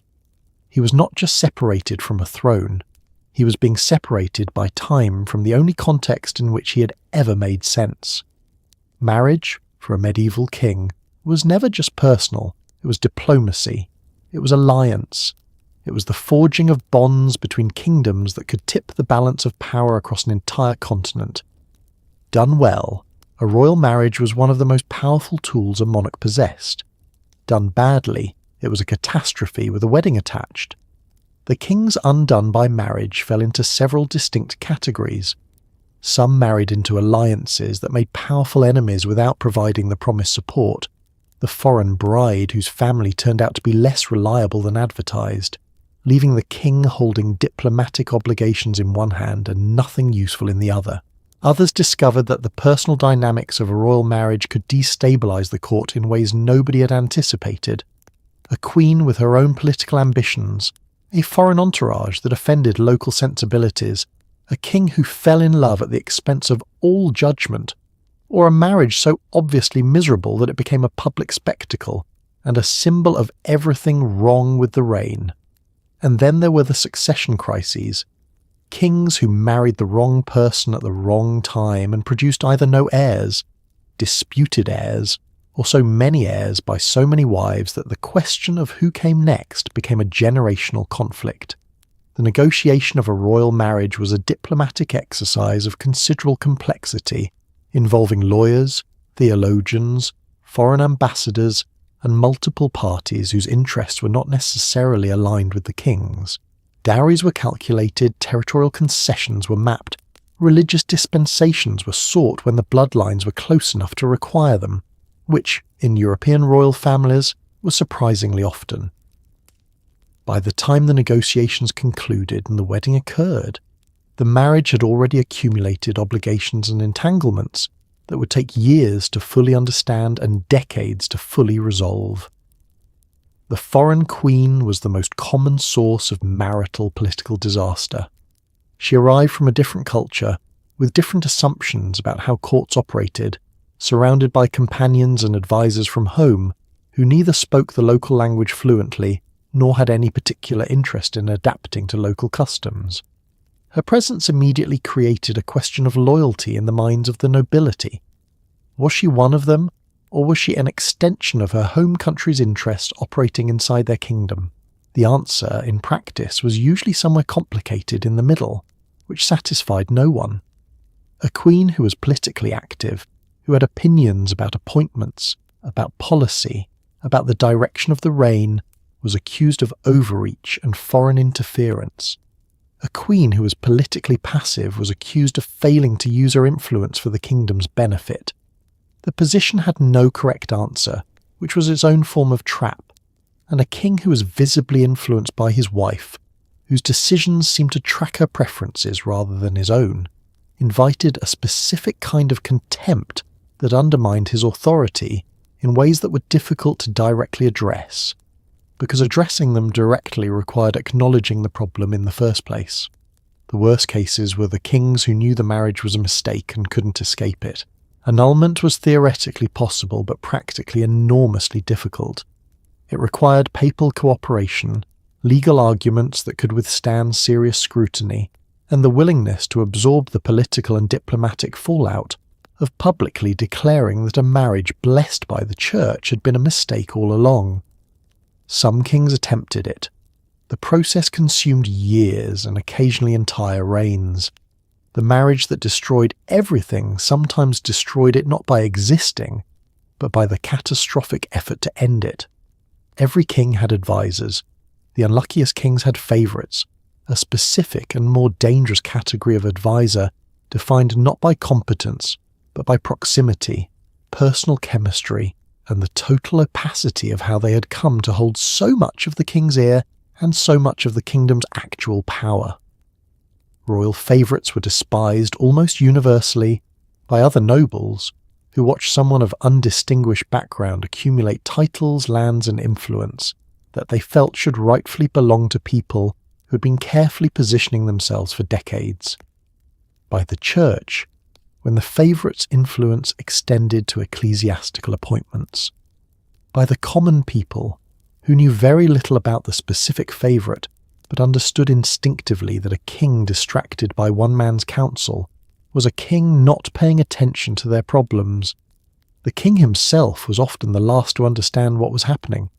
From inside the relationship, it looked like trust, friendship, the pleasure of having one person in a court full of calculated smiles who seemed to be genuinely, straightforwardly on his side. From outside, it looked like the king being managed, controlled, isolated, and systematically separated from the advice and loyalty of people who might have told him things he needed to hear but didn't want to. The favourite's rise was rarely dramatic. It happened incrementally, through the accumulation of small moments, a conversation that went particularly well, a piece of advice that turned out to be correct, a social ease that made the king's days more pleasant in ways that were difficult to quantify but impossible to ignore. The king began seeking the favourite's company. The favourite became a fixture. Other courtiers noticed the fixture and began recalibrating their own positioning accordingly, cultivating the favourite as a route to the king, which gave the favourite more information, more leverage, and more apparent influence, which made more courtiers cultivate him, which made him more influential still. The spiral was self-reinforcing and moved faster than most people recognized until it had already moved very far. What the favourite provided that nobody else could reliably provide was uncomplicated company in a court where everything was complicated. Every other relationship a king had was weighted with obligation, history, and strategic calculation. The great nobles had their own agendas, the church had its positions, the foreign ambassadors had their instructions. Even the king's family came loaded with inheritance disputes and dynastic anxieties. The favourite, especially in the early stages, was simply there, available, entertaining, apparently loyal, asking for relatively little while providing something that the king, isolated by his position in ways that weren't always visible from the outside, genuinely needed. The problem was that the favourite was also a human being operating in a political environment, which meant that the simplicity was always somewhat illusory. The favourite had his own interests. His position depended entirely on maintaining royal favour, which created its own pressures, the constant performance of loyalty, the management of the king's moods, the careful work of being indispensable. Over time, some favourites became genuinely powerful enough that their position was self-sustaining, no longer dependent solely on the king's affection, but embedded in the administrative and financial structures of the kingdom in ways that made removing them genuinely complicated. The nobles who hated the favourite were not wrong about the fundamental problem, even when their specific objections were self-interested. A king making decisions through a single filter, shaped by a man whose primary qualification was personal chemistry rather than political wisdom, was a king whose information was consistently distorted and whose decisions were consistently skewed. The favourite didn't have to be malicious. He just had to be human, with human blind spots and human limitations, and the consequences fell on a kingdom that had no mechanism for correcting the distortion except the king noticing it himself, which was the thing most unlikely to happen. The favourite was, after all, the one person the king trusted completely, and trust, in the wrong direction, is just a more comfortable word for vulnerability. There is a particular weight that settles onto a king who is the last of his line, who knows, or who should know, that the dynasty ends with him. These kings inherited not just a throne, but an obligation to a lineage stretching back generations, to the portraits staring down from the walls, to the graves of ancestors who had built what he was now somehow supposed to preserve and pass on. The The problem was that the very circumstances that produced a last king tended to be the circumstances that made preservation almost impossible. Dynasties didn't end because of a single failure. They ended because of accumulated pressure, wars lost, heirs who didn't survive, rivals who grew stronger, finances that never recovered, popular support that eroded beyond repair. By the time the last king arrived, the machinery he was supposed to operate was already damaged in ways that couldn't be fixed in a single reign. He was not just governing a kingdom. He was managing a decline, trying to hold together something that had already, in the most important ways, come apart, and doing so with the full knowledge that whatever he managed to preserve would end with him anyway. The last king of a dynasty carried a psychological burden that had no equivalent in ordinary political difficulty. It was not just the external pressure of enemies and creditors and rebellious nobles, though those were real enough. It was the internal weight of knowing, or suspecting, or refusing to fully acknowledge that the entire enterprise was ending. That the name, the line, the accumulated history of a family that had held power for generations was going to stop with him. That the portraits in the Great Hall were going to end with his portrait, and after that, different portraits, different faces, a different name above the door. Some last kings responded with a kind of furious energy, a determination to be the one who reversed the decline, who confounded the predictions, who found the marriage or the alliance or the military victory that would restart the engine of dynastic fortune. They threw everything at the problem. They took risks that a more secure king would have declined, because the secure option and the do-nothing option had become, from where they were standing, the same option. The gamble sometimes paid off in the short term, buying years or even decades that the dynasty wouldn't otherwise have had. They rarely changed the ultimate outcome. They just changed the timeline and occasionally the manner of the ending. Others collapsed under the weight of it, retreating into passivity, into religion, into the comfort of routine at a moment when routine was the one thing the situation couldn't absorb. These were the last kings who seemed to have made, somewhere in the middle of their reigns, a quiet peace with the ending, who governed as well as the circumstances allowed, who kept the ceremonies going and the administration functioning and the kingdom in one piece, but who had stopped fighting the tide and were simply riding it as gracefully as possible toward the shore. What neither response could address was the structural reality. A dynasty without a clear future was a dynasty whose present was already being discounted. The nobles who might have been loyal to a thriving house made their calculations differently when the house was clearly failing. Alliances that might have held under normal circumstances developed cracks when the counterparty began quietly exploring alternatives. A last king governed in a kingdom that was already, in dozens of small ways, preparing for the world that would exist after him. And he had to govern it knowing that, and smile at the portraits of his ancestors, and pretend it wasn't happening. Monarchy ran, in large part, on theatre. The ceremonies, the processions, the elaborate rituals of court, all of it was designed to perform and reinforce the gap between the king and everyone else. Royal dignity wasn't vanity, it was political infrastructure, which is what made the kings who suffered spectacular public humiliation so deeply, specifically cursed. A king humiliated in front of his court, his nobles, his foreign guests, or, worst of all, his common people, was a king whose political authority had been visibly, undeniably punctured. It wasn't just embarrassing, it was dangerous. The men watching that moment would file it away. They would think about it later, alone, when they were calculating risks. They would mention it carefully in private conversations. They would use it to calibrate how much the king's authority actually demanded versus how much it could safely be pushed. Some kings were humiliated in battle, defeated personally, captured, forced into public acts of submission. Others were humiliated in court, contradicted openly, mocked in pamphlets and songs that spread faster than any denial. A few were humiliated by their own families in ways so public and so pointed that the damage couldn't be contained regardless of how the official record tried to shape it. The political science of royal humiliation worked through a specific mechanism. It destroyed the performance without necessarily destroying the performer. The king was still there. The crown was still on his head. The formal apparatus of monarchy was still functioning. But something essential had been seen, and once seen it couldn't be unseen. The gap between the symbolic authority of the crown and the actual human being wearing it had been made visible in a way that couldn't be covered up by ceremony or propaganda, because the people who needed to be persuaded had been present for the moment that made persuasion impossible. The public records of these moments are often fascinatingly indirect. Contemporary chroniclers, aware that documenting a king's humiliation in detail was itself a politically charged act, tended to describe them in euphemisms or mention them obliquely.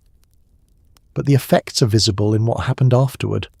The nobles who stopped attending court, the allies who suddenly became unavailable, the policies that had sailed through councils without opposition now meeting quiet but consistent resistance. A humiliated king governed in a subtly changed landscape, one in which people had updated their calculations and were acting on the update, even when nobody was explicitly saying why.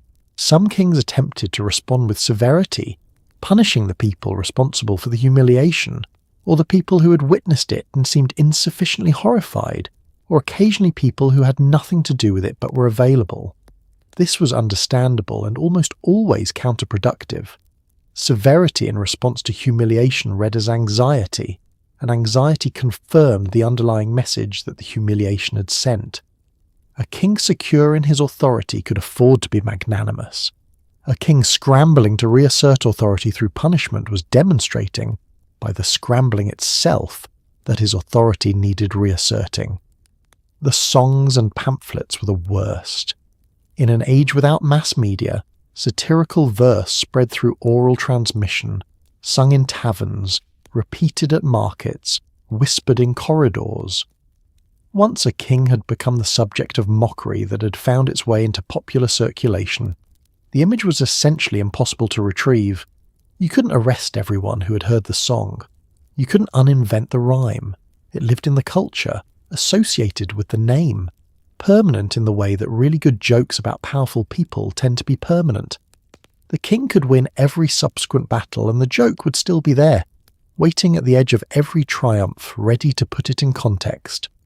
A crown is a remarkably fragile object in the hands of someone who cannot back it up. And a surprising number of history's most cursed kings found themselves in exactly that position. Technically sovereign, theoretically all-powerful, and actually quite unable to compel anyone to do anything, because the practical instruments of enforcement had slipped out of their hands in ways they hadn't entirely noticed until it was too late. Armies required money, money required taxation, taxation required administration, administration required loyal officials. Each link in that chain was a vulnerability, and in times of royal weakness, each link was tested by every person who had an interest in the chain breaking. Kings who lost control of their military capacity didn't always lose it dramatically, through a single catastrophic defeat or a visible collapse. Often it happened gradually, through the accumulation of small concessions. A garrison transferred to a noble's control in exchange for a loan, a mercenary contract not renewed because the treasury was empty, a campaign cancelled that left soldiers unpaid and consequently not particularly loyal. By the time the king realised the army existed only on paper, the people who had made it exist only on paper were already using that fact in their own calculations. The relationship between a medieval king and his military was never as clean as the theory suggested.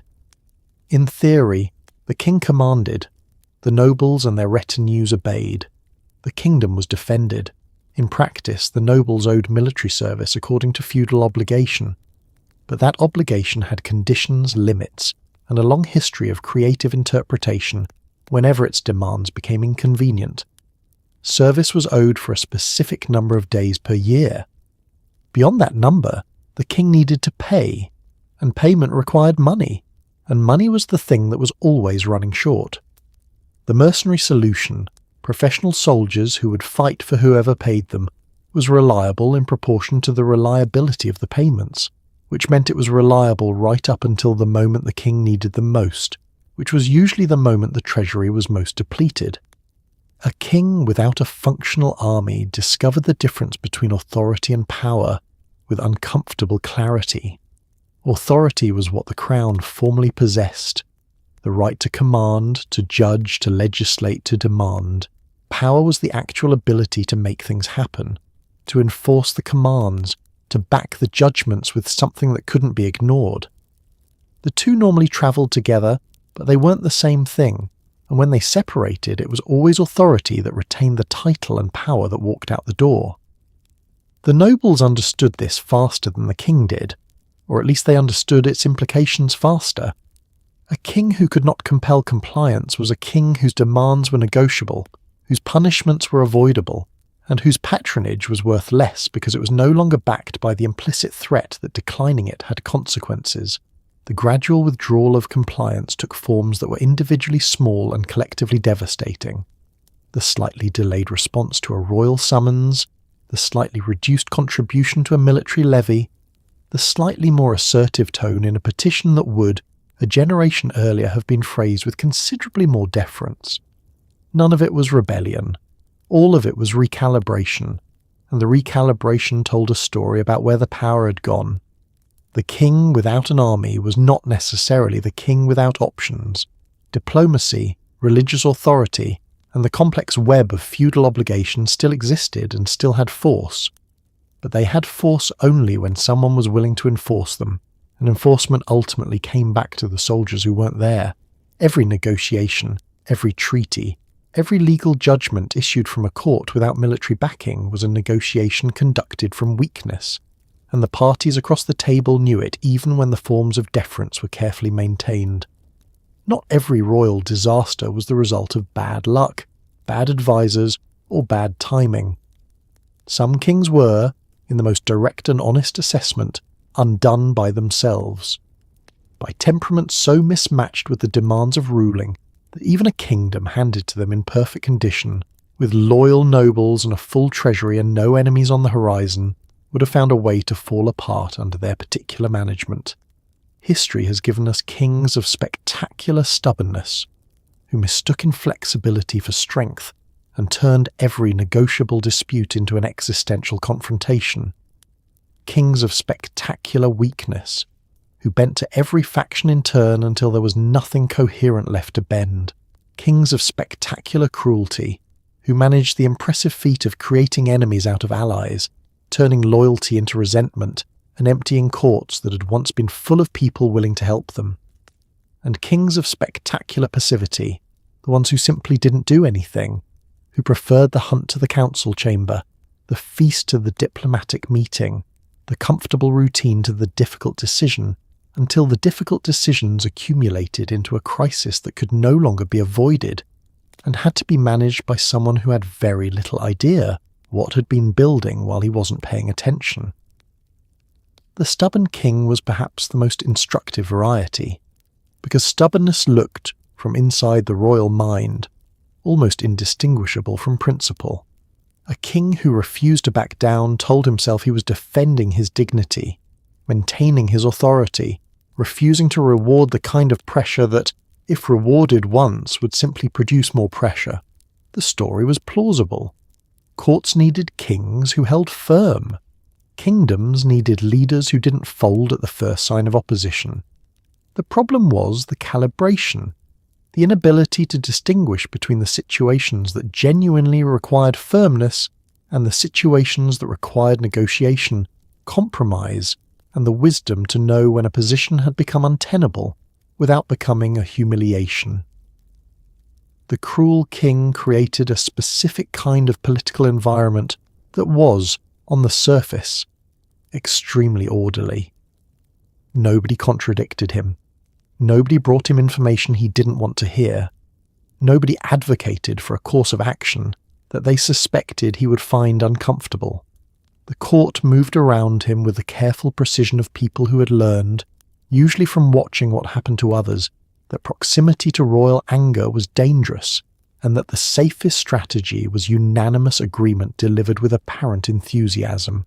The result was a king making decisions in a complete information vacuum, surrounded by men performing loyalty while privately doing whatever the situation actually required, and developing a growing suspicion, accurate as it happened, that the performance and the reality were not the same thing.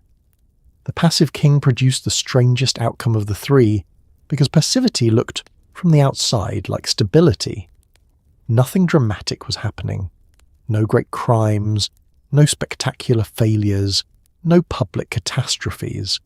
Just a quiet, gradual accumulation of unaddressed problems, unresolved disputes, unreformed abuses, and unchallenged encroachments on royal authority that each individually seemed manageable and collectively became the condition of the kingdom.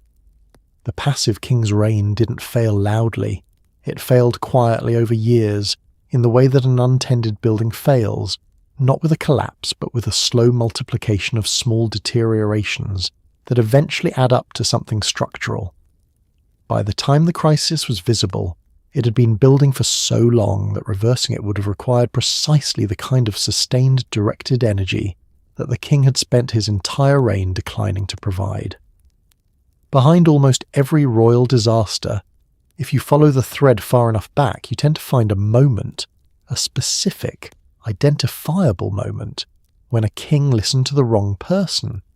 The wrong advisor problem was structural.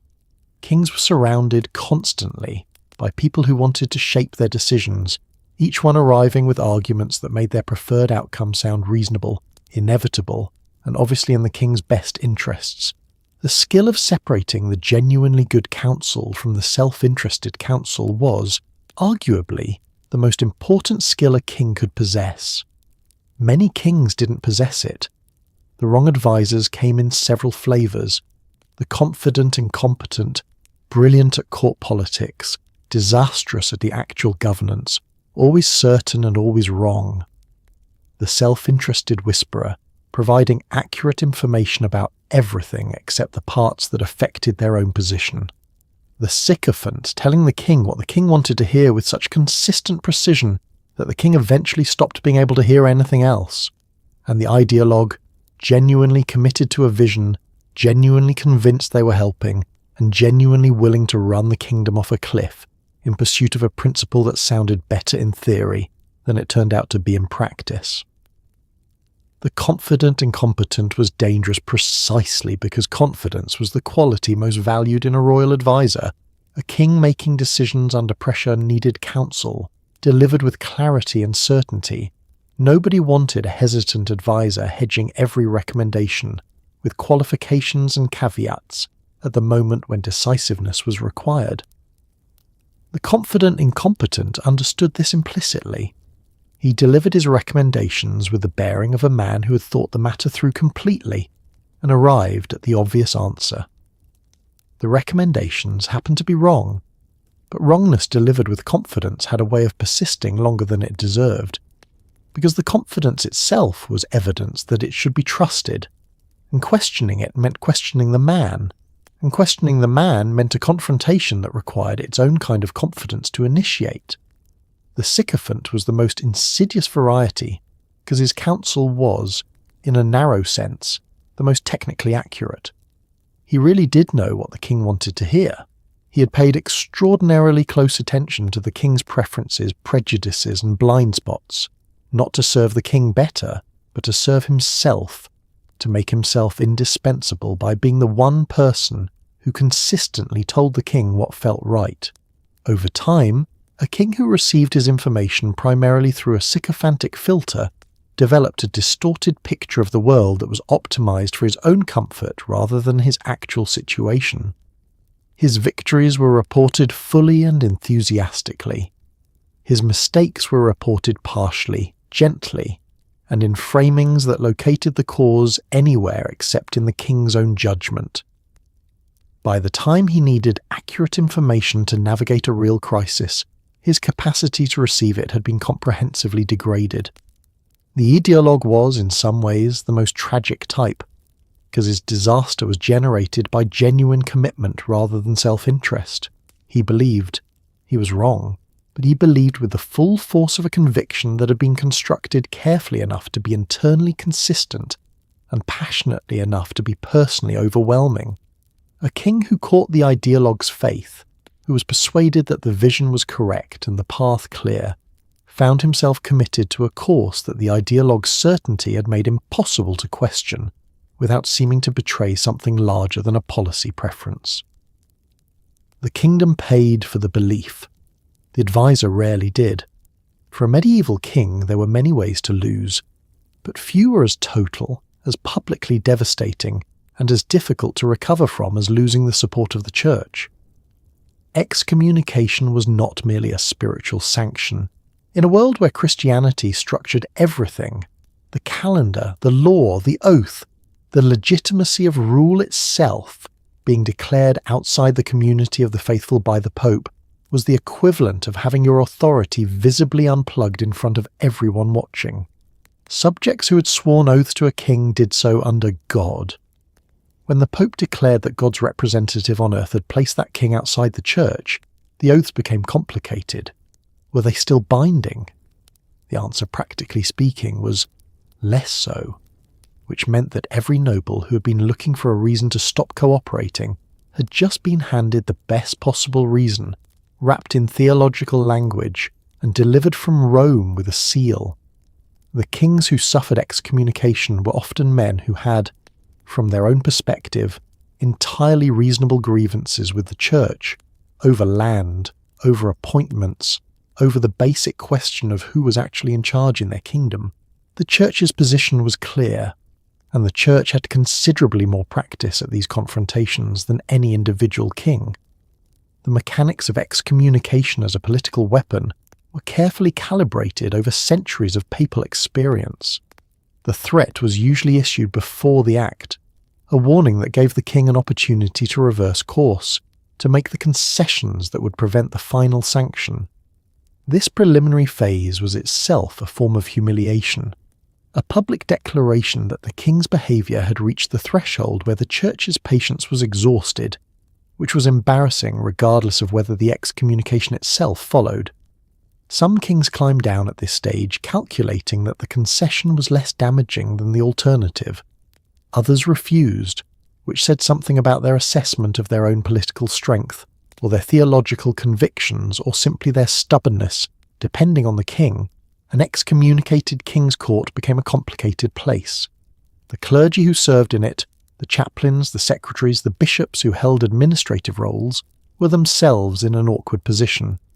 The church did not officially sanction service to an excommunicated ruler, which created pressures that individual clergymen resolved in different ways, none of them entirely satisfactory.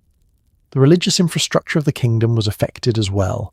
Church services could be suspended in territories under interdict, which was the collective punishment the church applied when individual excommunication wasn't producing the desired result, removing the sacraments from an entire population in order to generate the popular pressure that would force the king to yield.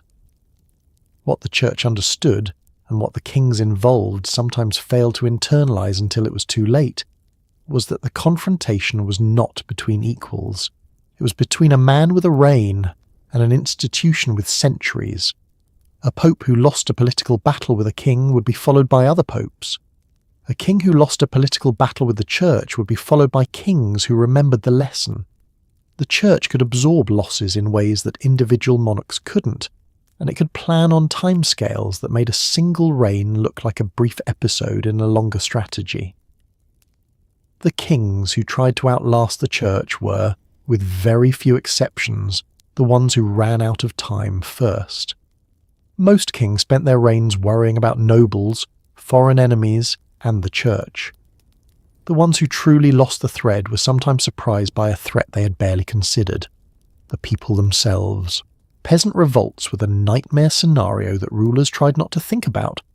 The moment when the vast majority of the population, exhausted by taxation, famine, plague, and the accumulated weight of being at the bottom of every hierarchy, decided collectively that they had nothing left to lose. These uprisings were terrifying not because they were sophisticated, but because they weren't. Because the rage driving them was real, immediate and enormous, and because there were so very many more of them than there were of anyone trying to stop them. Kings who faced serious peasant revolts discovered that their armies were useful against armies, but complicated against countrymen, that their political tools had been designed for negotiating with nobles and clergy and foreign powers, but offered very little that translated to crowds of furious farmers demanding the abolition of serfdom and the redistribution of land. The conditions that produced a peasant revolt were not mysterious, and were not, in most cases, sudden. They accumulated over years, a run of bad harvests that pushed families from subsistence into genuine starvation, combined with taxes that didn't reduce in proportion to the reduced capacity to pay them, combined with labour obligations that continued regardless of whether the lord was doing anything in return that justified the obligation, combined with the particular humiliations of a system that was not only exploitative, but ostentatiously, performatively indifferent to the exploitation. A royal court feasting while the countryside starved was not just an injustice, it was a provocation, and it was eventually received as one. What made peasant revolts specifically dangerous to the kings who faced them was the question of what to do.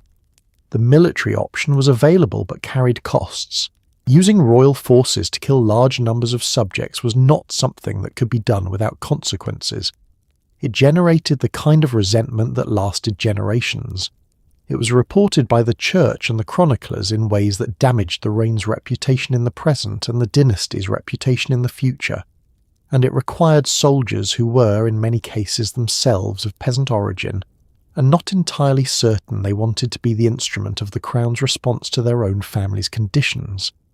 Negotiation was also available, but negotiating with revolt while it was in progress was negotiating from a visible weakness. It established that violence produced concessions, which was an incentive structure that nobody in the court wanted to officially endorse. The kings who handled peasant revolts most catastrophically were the ones who made promises they didn't intend to keep. It was an understandable strategy in the moment. Faced with an overwhelming uprising, you said what was necessary to restore order, and then once order was restored, you revised your position. The problem was that the people on the other side of the negotiation eventually noticed, and the discovery that they had been deceived converted a revolt that might have been satisfied into something considerably harder and considerably less interested in further negotiation. You could trick a peasant revolt once. The second time the crowd arrived already knowing what royal promises were worth. Few things in the long catalogue of royal misfortune were as personally devastating as the king whose own son became his enemy. It happened more than anyone would like to admit. The relationship between a ruling king and his heir was structurally uncomfortable. One man with power, one man waiting for it, in a world that offered no timeline, no transition plan, and no way to satisfy an ambitious heir short of dying. Some heirs were simply impatient. Young men surrounded by courtiers who were already betting on the succession, already transferring their loyalties forward, who made the prince feel that his future was constantly being delayed by a father who showed no sign of cooperating with it by stepping aside. Others were principled opponents, sons who had watched their fathers make decisions they disagreed with, who had developed different visions for the kingdom, who had built their own networks of support, and found themselves at the head of a real political alternative even before the reign had ended, and some were simply pushed there, by advisors who saw advantage in a divided royal family, by foreign powers who found a rebellious prince useful, by the slow accumulation of slights and exclusions that turned a loyal son into a dangerous rival. The court of an aging king with an ambitious heir was a specific kind of political environment, with its own rules and its own miseries. Everyone in it was managing two relationships simultaneously: the relationship with the current king, who still held power and still distributed patronage, and the relationship with the future king, who was going to hold power eventually and would remember who had been where when it mattered. Some courtiers handled this by performing absolute loyalty to the current king, while quietly ensuring the heir knew they had done so under duress. Others made their bets more openly and accepted the consequences of the current king's displeasure as the price of positioning themselves well for what came next. The ones who tried to serve both masters with equal sincerity tended to end up trusted by neither. The king's perspective was its own kind of anguish. He had raised this son. He had invested in the education, the military training, the cultivation of the qualities that a future king needed. He had, in a quite literal sense, built his own successor, shaped the person who was now using those very qualities against him. The rebellion of a royal son was a specific kind of wound that never cleanly healed, because it arrived with the full history of the relationship, with the memory of the child and the pride of the father wrapped around the political reality of the enemy. Some kings responded with fury that surprised everyone, including themselves, a rage that had more grief in it than anger, more incomprehension than calculation. Others withdrew, becoming quieter and more isolated, presiding over their courts with the particular sadness of men who had stopped believing in the things that made the job worth doing.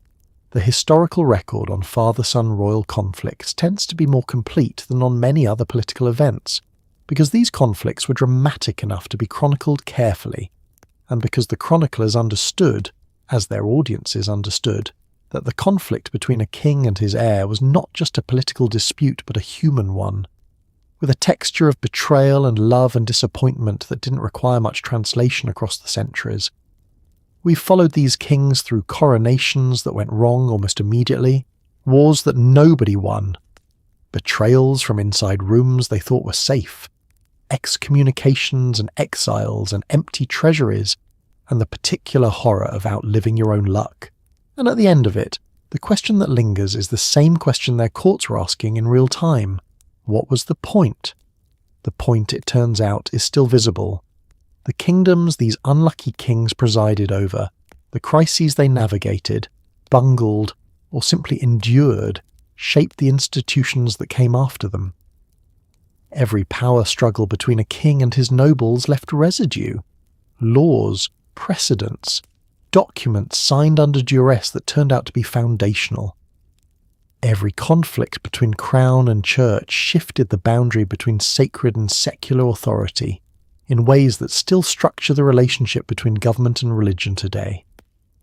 Every deposition, every succession crisis, every moment when the mechanisms of monarchy visibly failed, created pressure for different arrangements, councils, constitutions, limitations on royal power that emerged directly from the wreckage of royal power exercised without check. The most unlucky kings were, in many ways, the most historically useful ones, not despite their failures, but because of them.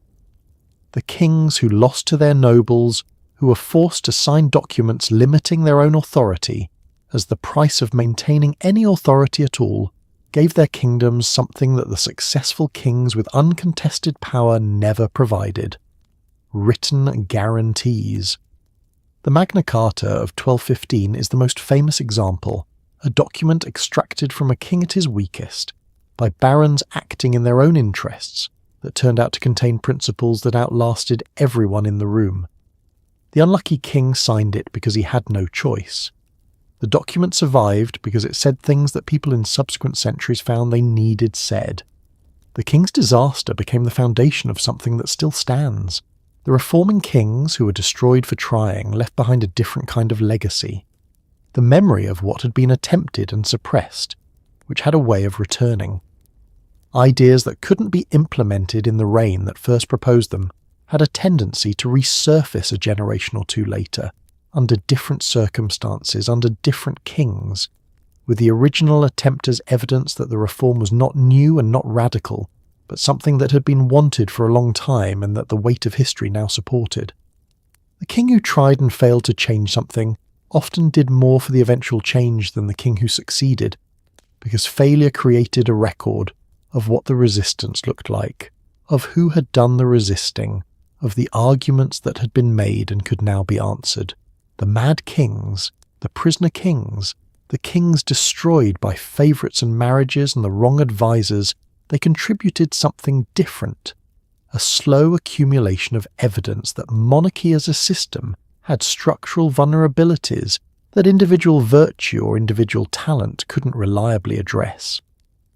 The disasters weren't aberrations, they were patterns, and patterns, recognised over enough time, produced demands for change that eventually became impossible to refuse. The constitutions and parliaments and limitations on royal authority that gradually replaced absolute monarchy didn't emerge from abstract political philosophy alone. They emerged from the specific, accumulated experience of what unchecked royal power actually produced when the wrong king was holding it. That is the legacy of the most unlucky kings in history. Not what they built, most of them didn't build much, but what their failures made visible, what their collapses made necessary, what the wreckage of their reigns made possible. They paid the price, we inherited the lesson, and somewhere in the long, strange arc of human history, that turns out to be enough. Sleep well. So here we are, at the end of the line, the last stop on a very long tour of thrones that wobbled, crowns that crushed, and men who discovered, usually too late, that the most powerful seat in the kingdom was also the most dangerous place to sit. Think about what these kings actually carried. Not just the weight of the crown, though some of those crowns were genuinely heavy, and history has not always been kind enough to mention that.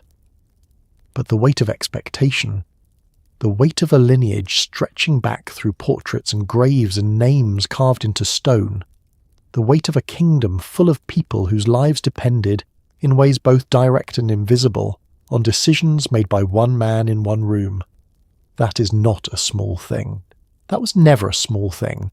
And most of these kings, the broke ones, the betrayed ones, the ones who trusted the wrong advisor, or married the wrong queen, or simply arrived at the wrong moment in the wrong century, most of them were trying.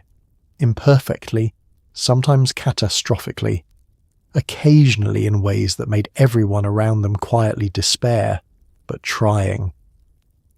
Governing is hard under the best circumstances, and none of these men had the best circumstances. They had the circumstances they inherited, the enemies they didn't choose, the courts they couldn't fully trust, and the particular loneliness of a position that put them above everyone else, and therefore, in the most human sense, completely alone. Their failures were not always their fault, and their faults were not always failures. Some of the things that destroyed them, the stubbornness, the vision, the refusal to back down, were the same things that, in a different context, in a different century, with slightly better luck would have made them great. History is not fair about this. History is not fair about much. But here is what survived them. The documents they signed under duress, the reforms that failed once and succeeded later, the limits placed on royal power by the very crises their reigns produced, the slow, accumulated understanding, built from their disasters and their defeats, that no single person should hold so much unchecked authority, and the institutions that eventually, imperfectly, tried to address that. They didn't know they were contributing to that. They were just trying to hold on. But the wreckage of their reigns became the foundation of something better. And that is a strange, quiet kind of legacy for men whose names are mostly remembered for the wrong reasons. So tonight, as you drift off beneath your ceiling, not a cathedral vault, not a drafty stone chamber, not a foreign court where you are technically a guest and practically a hostage, maybe spare a moment for the unlucky kings, the ones who never got their golden era, the ones whose portraits hang in the secondary rooms of museums, passed by quickly on the way to something more famous, the ones history remembers mostly as a cautionary tale, a transition between more celebrated reigns, a name associated primarily with what went wrong. They were real. The pressure was real. The loneliness was real. And the world they left behind, messy, partial, incomplete, was still a world that learned something from them. Every last one. Sleep well. You earned it more than most of them did.